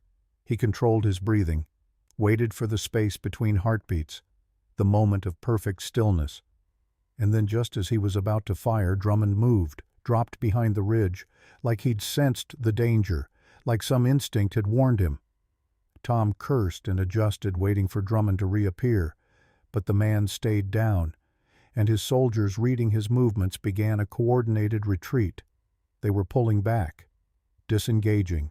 "They're leaving," Anna said, disbelief in her voice. But they weren't just leaving. They were repositioning. Tom could see it now. Drummond hadn't been scared off. He'd made a tactical decision. The frontal assault had failed, cost him too many men, so he was changing strategy. "He's going to siege us," Tom said. "Pin us down here, wait for reinforcements or for us to run out of food and water. He's got time and resources. We don't." Tawa heard this. "Then we leave. Now, while they're pulling back, we take what we can carry and disappear into the mountains." "He'll follow. Let him follow. These are our mountains. We know every trail, every hiding place. Let him hunt us. See how many soldiers he loses to the land itself." The retreat was chaos. Organized chaos, but chaos nonetheless. The Apache gathered their wounded, their children, what supplies they could carry. They moved like they'd practiced this, because they had. This wasn't the first time they'd fled. Wouldn't be the last. Tom helped where he could, carried water skins, helped a wounded warrior onto a horse, avoided eye contact with the people who stared at him with undisguised hatred.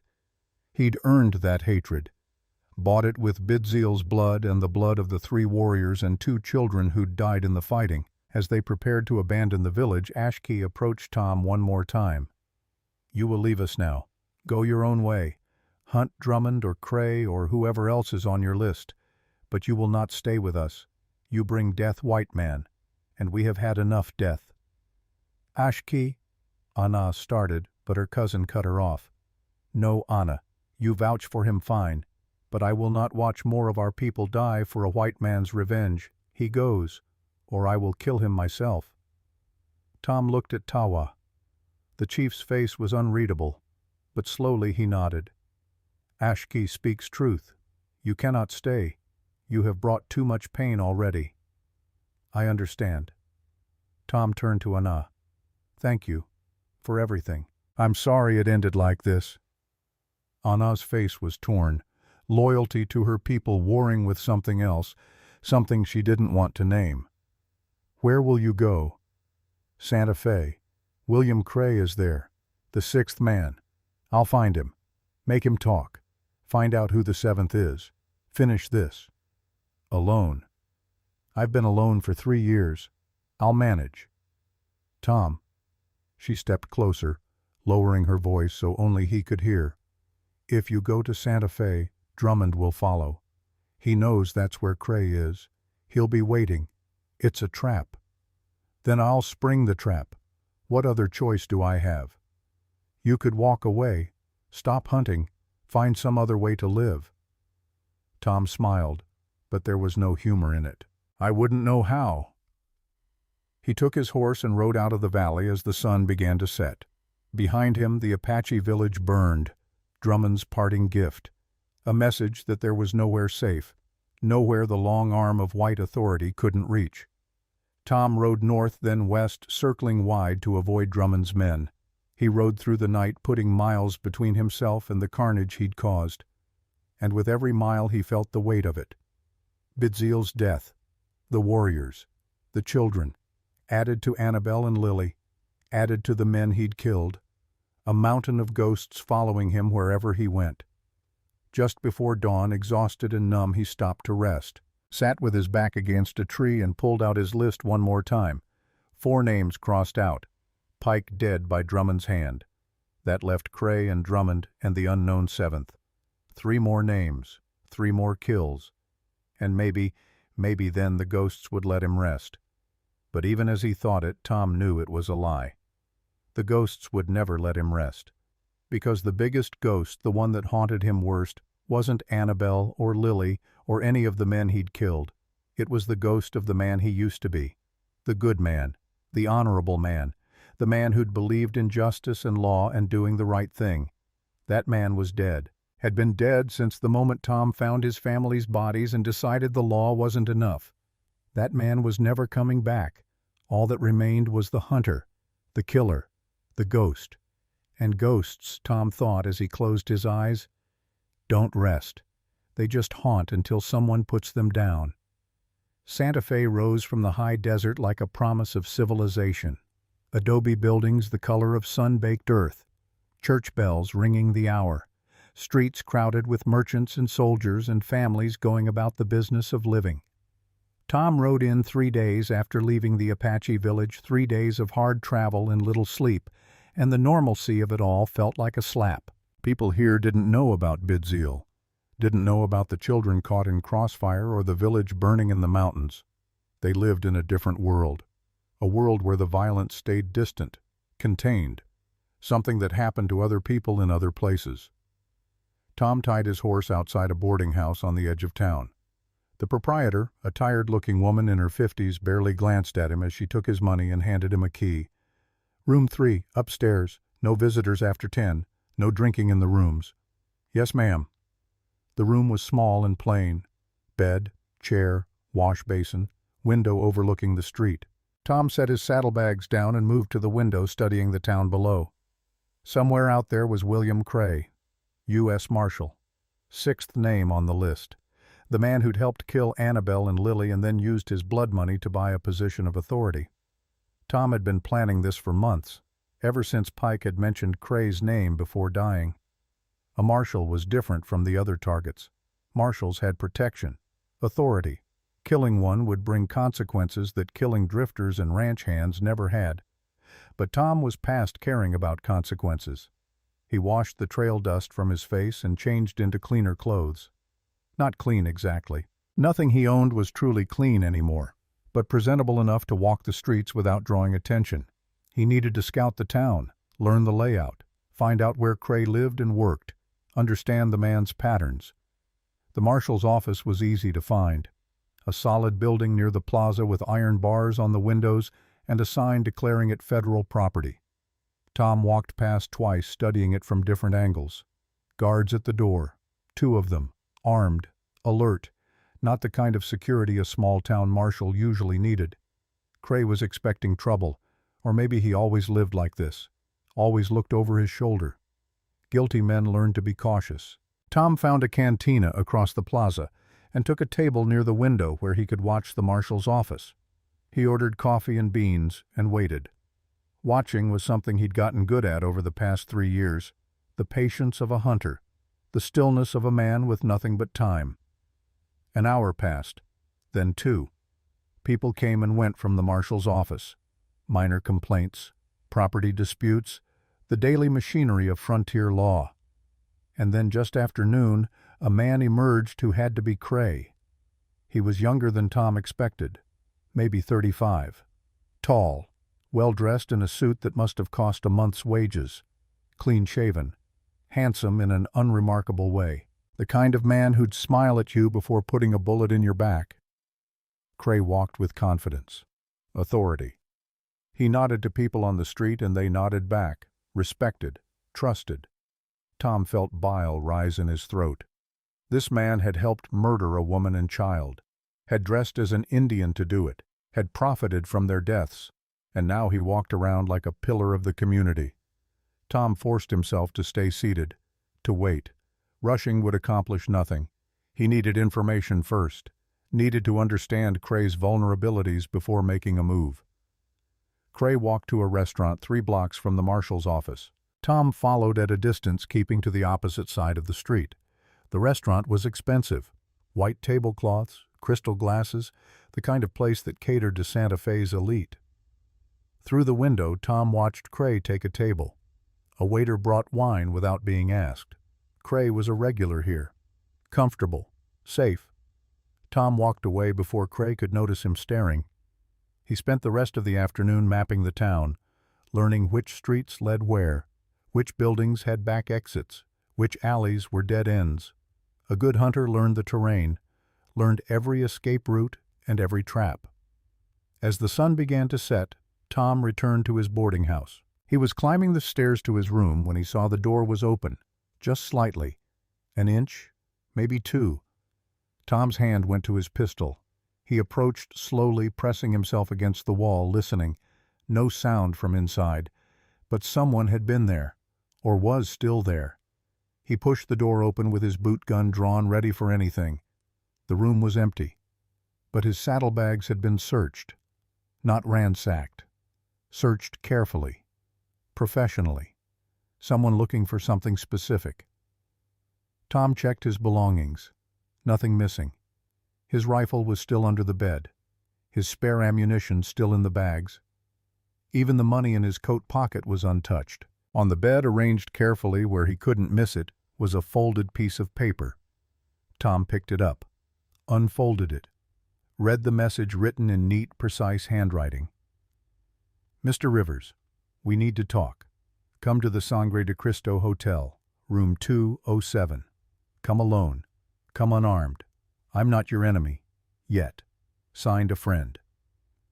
Tom read it twice. Then he folded it and put it in his pocket. A trap. Obviously. But also an opportunity.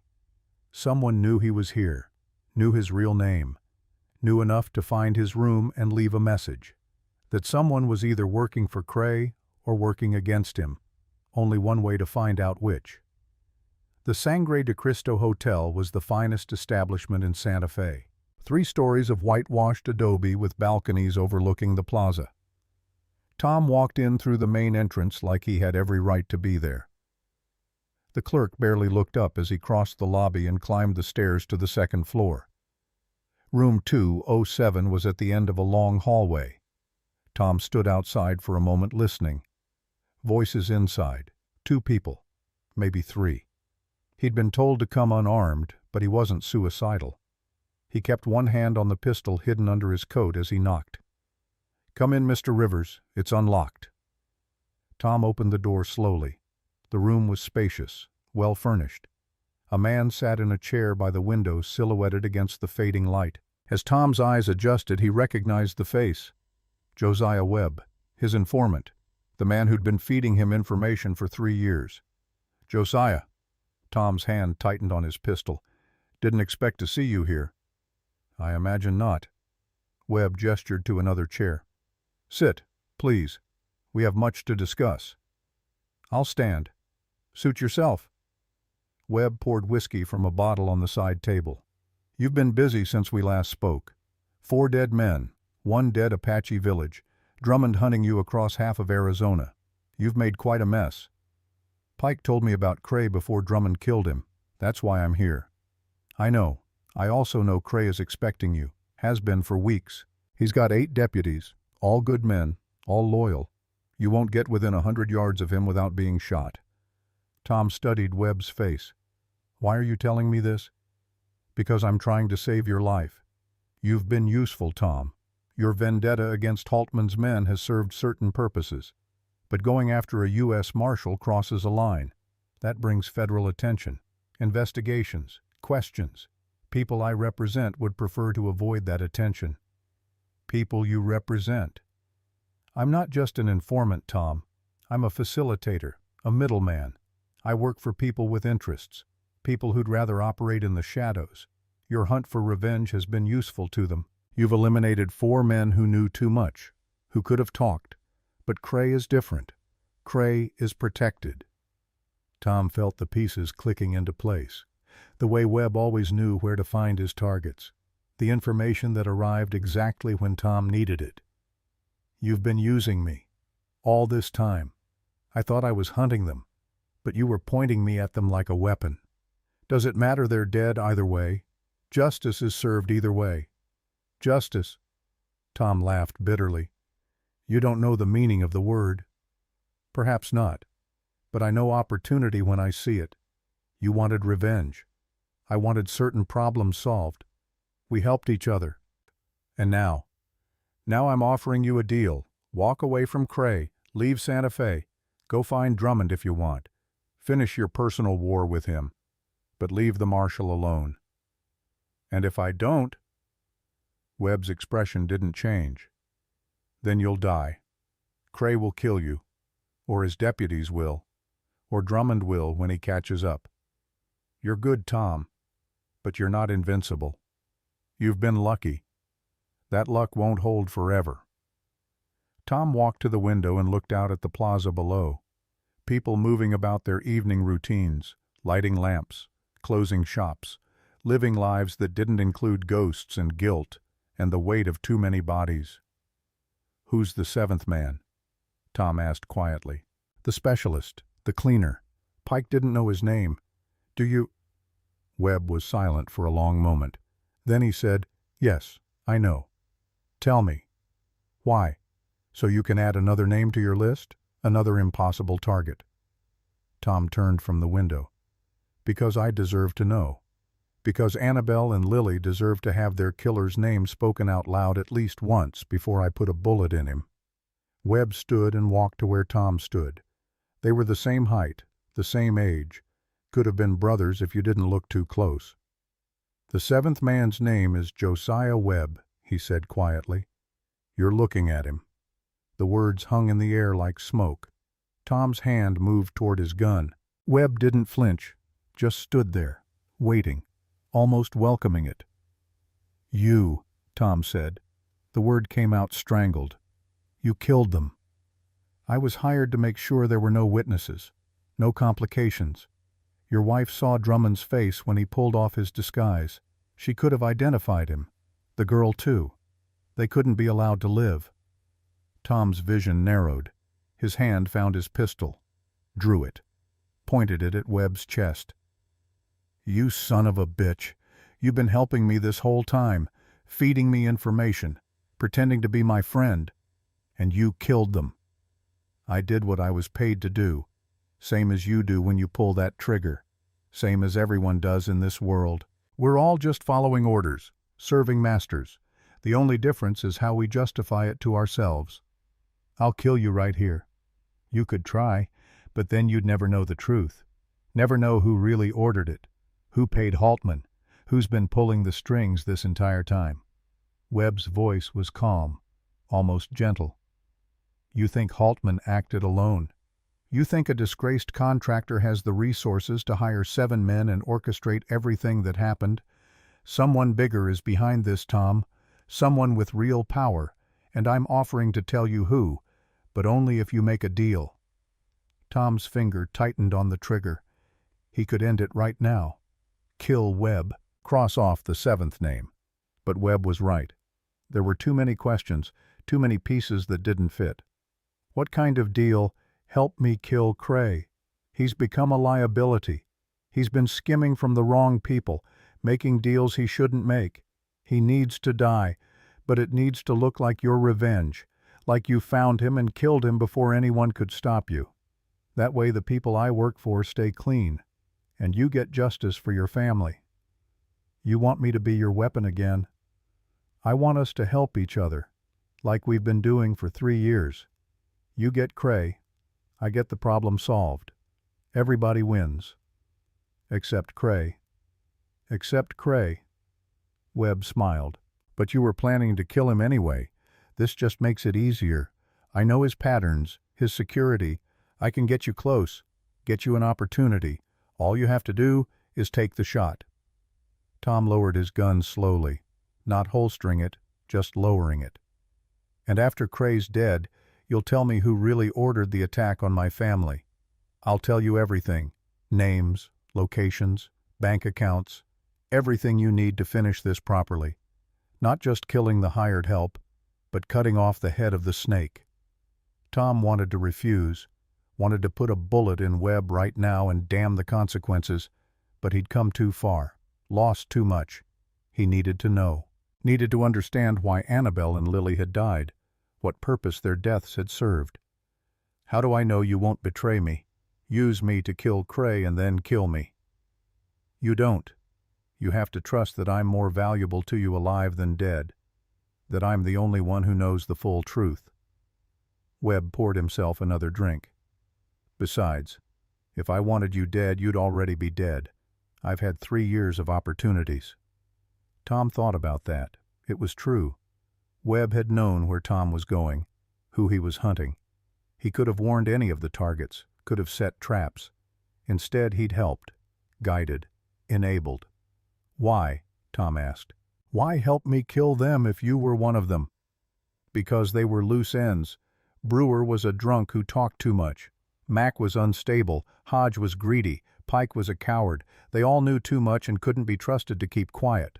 Better to have you eliminate them than do it myself.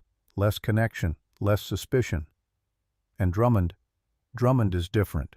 He's a true believer, loyal to whoever pays him, but he's also become obsessed with you. Personal now. That makes him unpredictable, dangerous. He needs to die too, but that's your vendetta. I won't interfere. Tom holstered his gun, not because he trusted Webb, but because killing him now would leave too many questions unanswered. Tell me how to get to Cray. Webb smiled. I knew you'd see reason.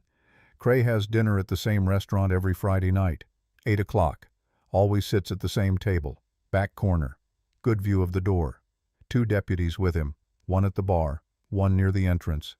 But the deputies are predictable. They drink, they flirt with the waitresses, they get comfortable. Not good enough. Shooting him in a crowded restaurant gets me killed. I'm not suggesting you shoot him there. I'm suggesting you follow him home. He lives 2 blocks from the restaurant, walks the same route every time. Thinks because he's in town surrounded by people he's safe.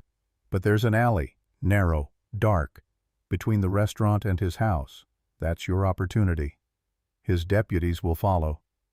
Leave the deputies to me. I'll make sure they're delayed. You'll have 3 minutes, maybe 4.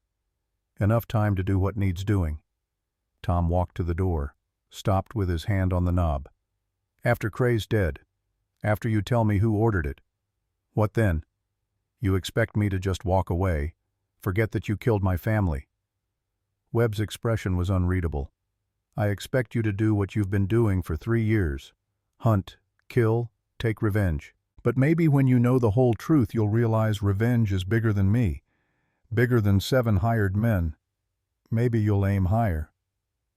Or maybe I'll come back and kill you anyway. Maybe. I suppose we'll find out. Tom left the hotel and walked the streets of Santa Fe until well past midnight. Processing, planning, trying to separate his rage from his reason.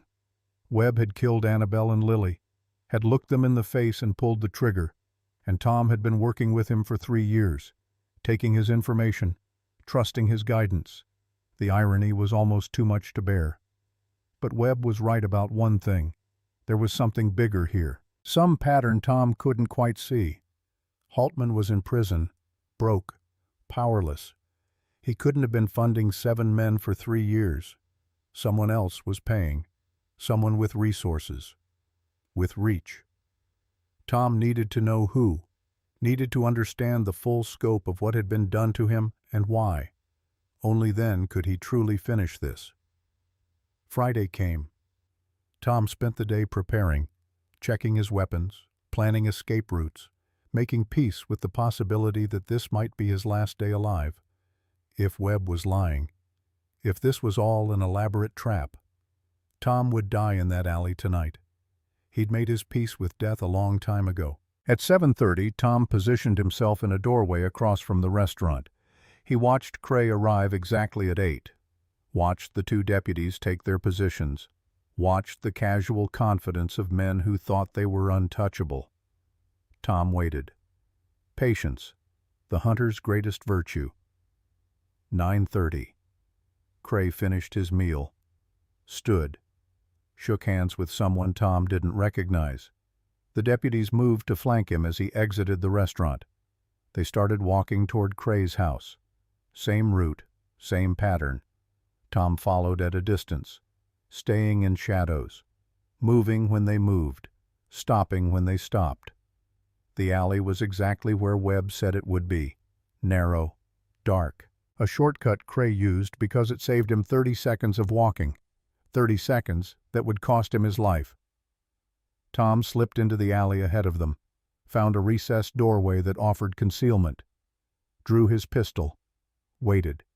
He could hear them approaching, Cray's voice, complaining about something, the territorial governor, budget constraints, the mundane concerns of a corrupt official living a double life.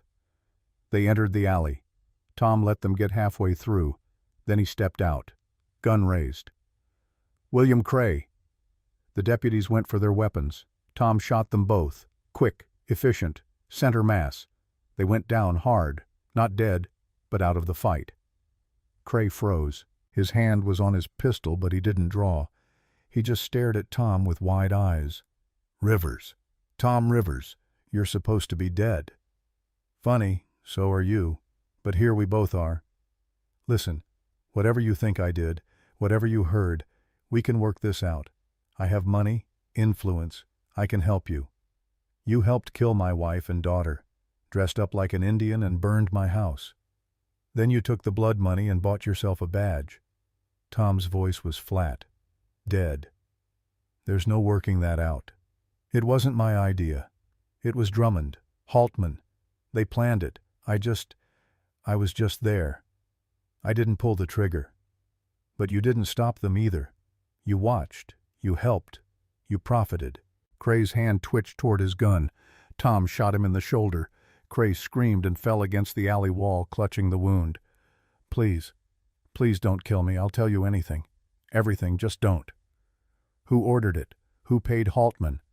I don't know, I swear. Haltman never told us.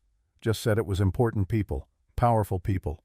Said if we did this job, we'd be taken care of, protected. And Webb? Josiah Webb. What's his role?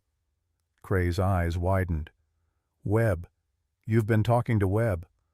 Oh, God, you stupid bastard. Webb's not your friend. He's the one who cleans up, makes problems disappear. If you've been working with him, it's because he's been using you. I know. What else? He kills for them, the powerful people, whoever they are. He's their weapon, their ghost. Anyone who becomes a problem just disappears, made to look like accidents, or suicide, or revenge killings by grief-stricken widowers. Tom felt ice in his veins. He's setting me up. Of course he is. You think you're hunting us? You're the one being hunted. You're the loose end Rivers. You always were. They let you kill the others because it was convenient. But once you're done, once you've eliminated everyone who knows about Haltman's operation, you'll disappear too. Just another dead man in the desert. Another mystery that nobody solves. Tom heard footsteps, running, coming from both ends of the alley.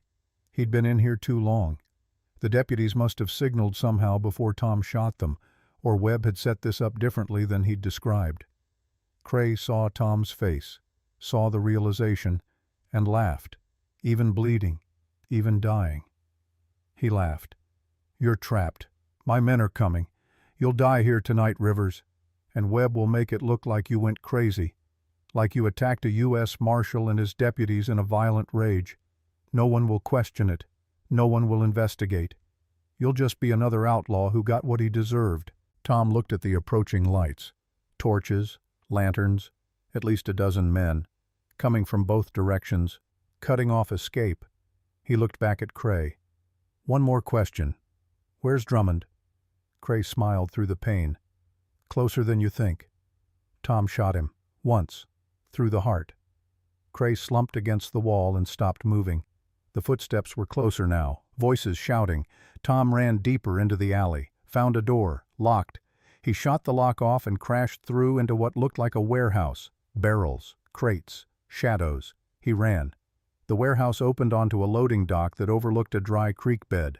Tom jumped down, rolled, came up running. Behind him, men were pouring into the warehouse, shouting his name, calling for his surrender. Tom ran through the darkness using the creek bed for cover. The terrain was rough, treacherous, but it kept him below the sight lines of his pursuers. He could hear them spreading out, coordinating. They knew the town, knew the terrain. He was at a disadvantage. But Tom had been at a disadvantage for 3 years. He'd learned to survive on cunning instead of strength. The creek bed led north out of town. Tom followed it for half a mile before cutting east, circling back toward where he'd stabled his horse. If he could reach it. If he could get out of Santa Fe before they locked down the roads. He was 2 blocks from the stable when he saw the ambush. Men with rifles, positioned on rooftops, covering the approaches. Webb had planned this well. Every escape route covered, every possibility anticipated. Tom pressed himself into a doorway and tried to think. He was trapped in a town that was hunting him. Every lawman, every deputy, probably half the citizens once word spread that he'd killed a U.S. Marshal. There was no way out. Not directly. He needed a hostage. Someone important enough that they'd let him pass. Someone whose life they valued more than catching him. Tom's mind raced through possibilities, then stopped on one. A terrible idea. Desperate.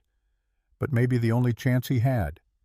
He doubled back through alleys and side streets moving like smoke, avoiding the search parties by minutes, sometimes seconds. He reached the Sangre de Cristo Hotel and slipped in through a service entrance he'd noted during his earlier scouting. The hallway outside room 207 was empty. Tom picked the lock and entered quickly. The room was dark. Empty. No, not empty. A voice came from the shadows. "Hello, Tom?" Tom spun, pistol raised. Josiah Webb sat in the same chair by the window. Calm, almost serene. He held no weapon, made no threatening moves, just sat there in the darkness like he'd been waiting. "You set me up," Tom said. "I gave you exactly what you wanted. Cray, dead, justice served. You sent me into a trap. I sent you into a situation with multiple possible outcomes. That you chose the outcome that resulted in a dozen deputies hunting you well. That's on you." Webb gestured to another chair. "Sit. We don't have much time before they search the hotel." Tom didn't sit. "Tell me who ordered it. You promised. After Cray was dead, you'd tell me." "I lied. Surely you knew that. I'm very good at lying. It's what I do." Tom raised his pistol, aimed it at Webb's head. "Then I'll kill you and find out on my own." "You could, but then you'd never know. And you'd die not knowing. The question would haunt you right up until they put the rope around your neck." Webb leaned forward slightly. "Or you could listen to what I have to say, learn the truth, and make a choice. A real choice. Maybe the first real choice you've made in 3 years." Tom's finger was tight on the trigger. He could end this. End Webb. Cross off the 7th name. But Cray's words echoed in his mind. "You're the loose end. You always were." "Talk," Tom said. "Fast." Webb nodded. 3 years ago you testified against Cyrus Haltman, Army contractor, embezzler. But what you didn't know was that Haltman wasn't working alone. He had partners, silent partners, Men who provided the capital and took the profits while Haltman took the risk. Who?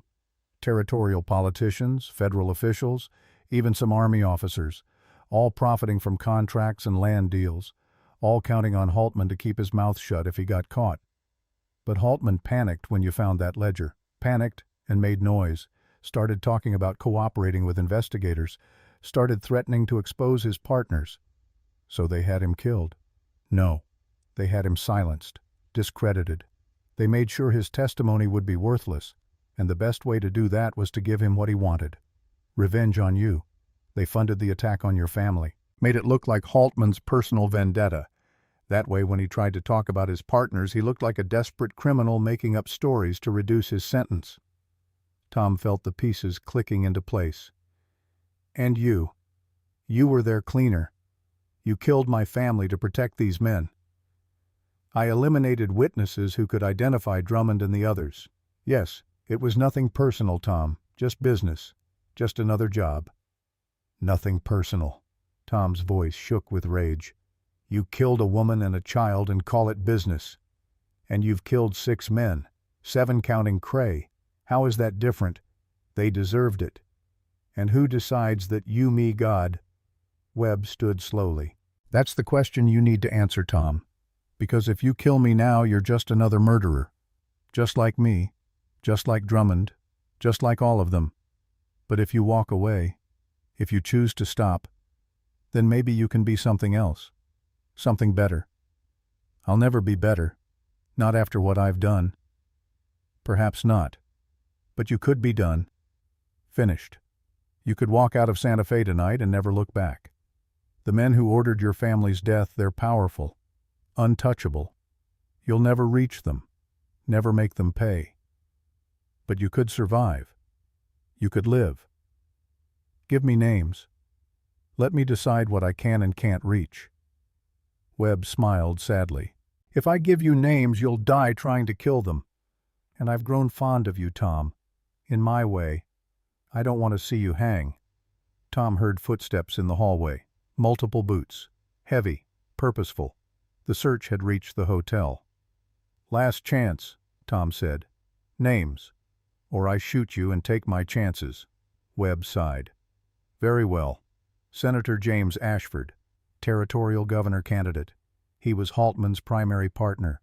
Most of the embezzled money went to fund his campaign. He has the most to lose if the truth comes out. Where is he? Here, Santa Fe. He's staying at the governor's mansion as a guest while campaigning. 20 armed guards, federal protection. You'll never get close. The footsteps stopped outside the door. Tom could hear voices, orders being given they were about to breach. Webb stood and walked to the window. There's a balcony. From there you can reach the roof. From the roof you can drop to the stable behind the hotel. They haven't covered it yet. You have maybe 3 minutes. Why are you helping me? Because you're right. What we did to your family. It was wrong, evil, and I'm tired of serving evil men. Webb turned from the window. So here's my choice, Tom. My first real choice in a long time. I'm giving you a chance to escape, to survive. What you do with it is up to you. The door burst open. Deputies poured in, rifles raised. They saw Tom, saw Webb, started shouting commands. Webb moved fast, faster than Tom expected. He grabbed Tom and shoved him toward the window. The deputies fired. Tom felt bullets whip past his head, felt Webb's body jerk as rounds hit him. Tom crashed through the window onto the balcony, rolled, came up running. Behind him, Webb was falling, dead or dying. The 7th name crossed off, but not by Tom's hand. Tom climbed, reached the roof, ran across tiles that threatened to give way with every step, found the edge, saw the stable below, jumped. He hit hard, rolled. Something in his shoulder popped. Pain shot through his arm. But he was alive. He was moving. His horse was where he'd left it. Tom mounted one-handed, his left arm hanging useless. Rode out of the stable as deputies rounded the corner. Bullets chased him through the streets. He rode low, rode fast, rode like death itself was behind him. And maybe it was. He made it to the edge of town, made it to the open desert beyond, kept riding until Santa Fe was just lights in the distance. Then he stopped, dismounted, fell to his knees in the sand. Webb was dead. Cray was dead. 5 names crossed off his list. 2 remaining, Drummond and Ashford. But Tom was broken. His shoulder dislocated or worse, his supplies gone, his escape route compromised. He had no allies, no resources, just a horse and a gun and a list that kept getting longer even as names got crossed off. He should run, should head for Mexico or California or anywhere that wasn't here, should disappear and try to build something resembling a life from the ruins. But Tom knew he wouldn't, couldn't. The ghosts wouldn't let him. He was still kneeling in the sand when he heard the horse approach. One rider, coming from the north. Tom raised his pistol with his good hand, aimed at the darkness. The rider emerged into moonlight, small, lithe, familiar. Anna. She dismounted and walked to where Tom knelt, looked down at him with those dark, knowing eyes. "You look terrible. What are you doing here?" "Following you. I left the village 2 days after you did. Told myself it was to make sure you didn't bring more soldiers back to us. But really," she knelt beside him, "really I just couldn't let you die alone. I killed Cray. Made it worse. Made everything worse. I know. I saw the posters in Santa Fe. Wanted for murder of a U.S. Marshal. $500 reward. You're famous now." Tom laughed. It came out sounding like a sob. "Famous. That's what I always wanted." Anna examined his shoulder with gentle hands. "Dislocated. I can fix it. But it's going to hurt. Everything hurts." She braced him, counted to 3, pulled. Tom screamed as bone ground back into socket. The pain was white-hot, blinding, then it faded to a dull ache. "Better?" Anna asked. "Better." She helped him to his feet. "What now? You're wanted. Hunted. Every lawman between here and Texas will be looking for you."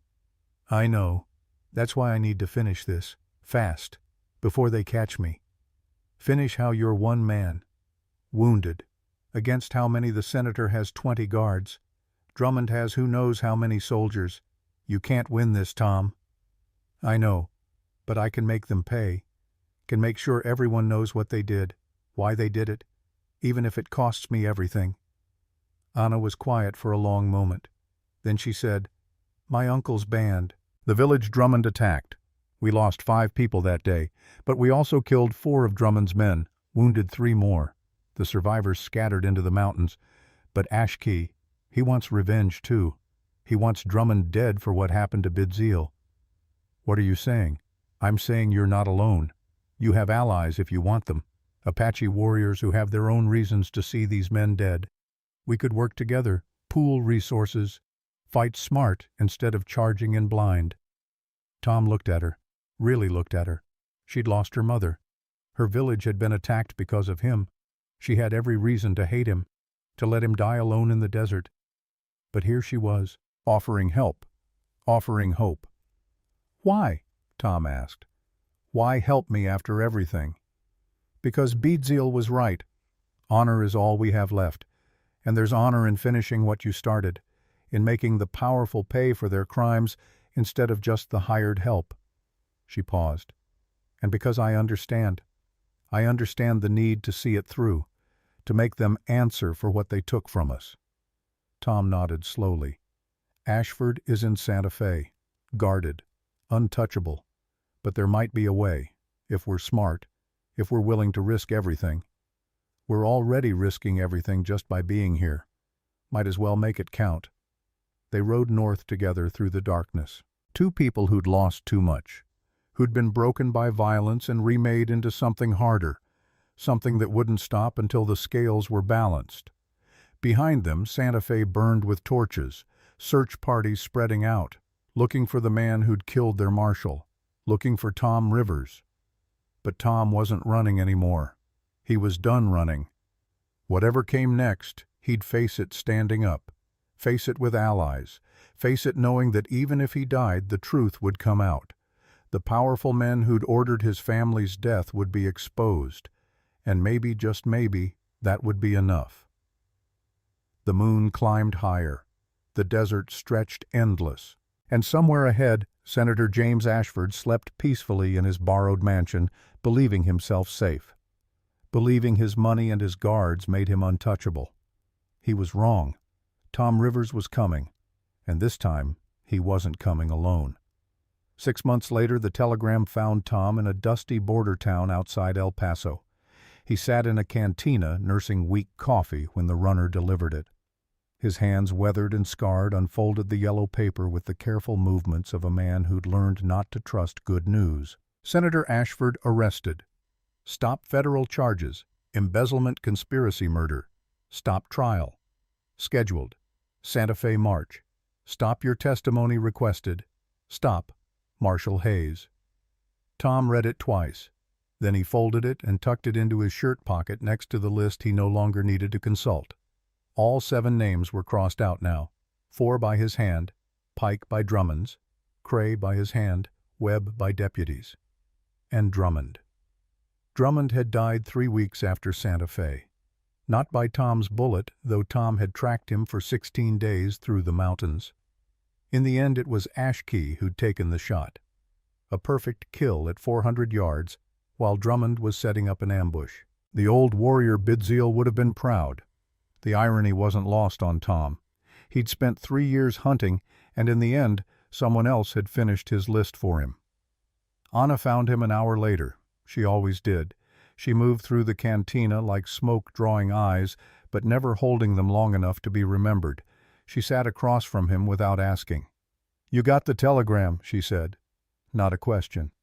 "Federal marshals arrested Ashford 2 days ago. The ledger I gave them. Webb's confession before he died.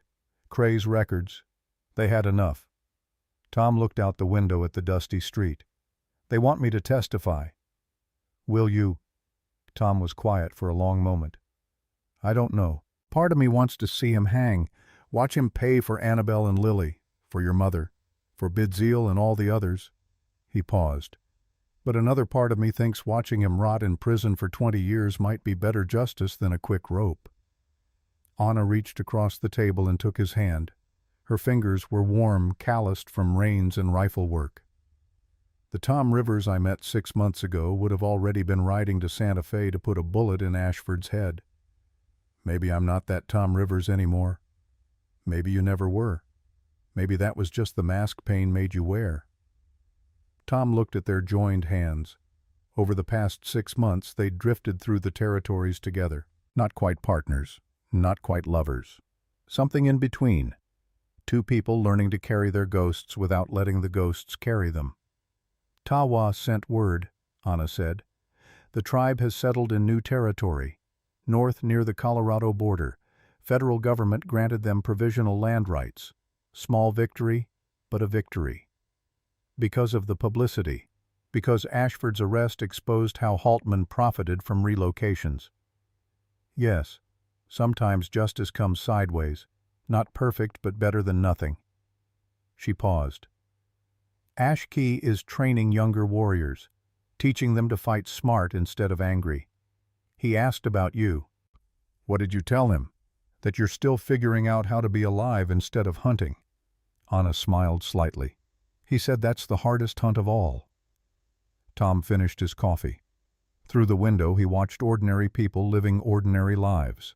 A woman buying vegetables, a boy chasing a dog, a man repairing a wagon wheel. Simple things, good things, the kind of life he'd thought was lost to him forever. "I keep waiting for it to feel finished," Tom said quietly. All 7 names crossed off. Ashford arrested. But I don't feel different. The ghosts are still there. Let them be part of you instead of all of you. Anna stood tugging his hand. "Come on. We've been in this town too long anyway." "Where to?" "Does it matter anywhere that isn't behind us?" Tom stood dropping coins on the table. He looked at the telegram one more time, then left it there. Someone else could deliver his testimony. Someone else could watch Ashford face justice. Tom had spent 3 years letting dead men dictate his path. It was time to choose his own direction. They walked out into the bright afternoon sun. Two people who'd lost everything and found something neither expected in the ruins. Not redemption exactly, not peace, but maybe the beginning of both. Behind them the cantina door swung shut. Ahead the road stretched endless under a sky so blue it hurt to look at. And for the first time in 3 years, Tom Rivers didn't know where he was going. It felt like freedom.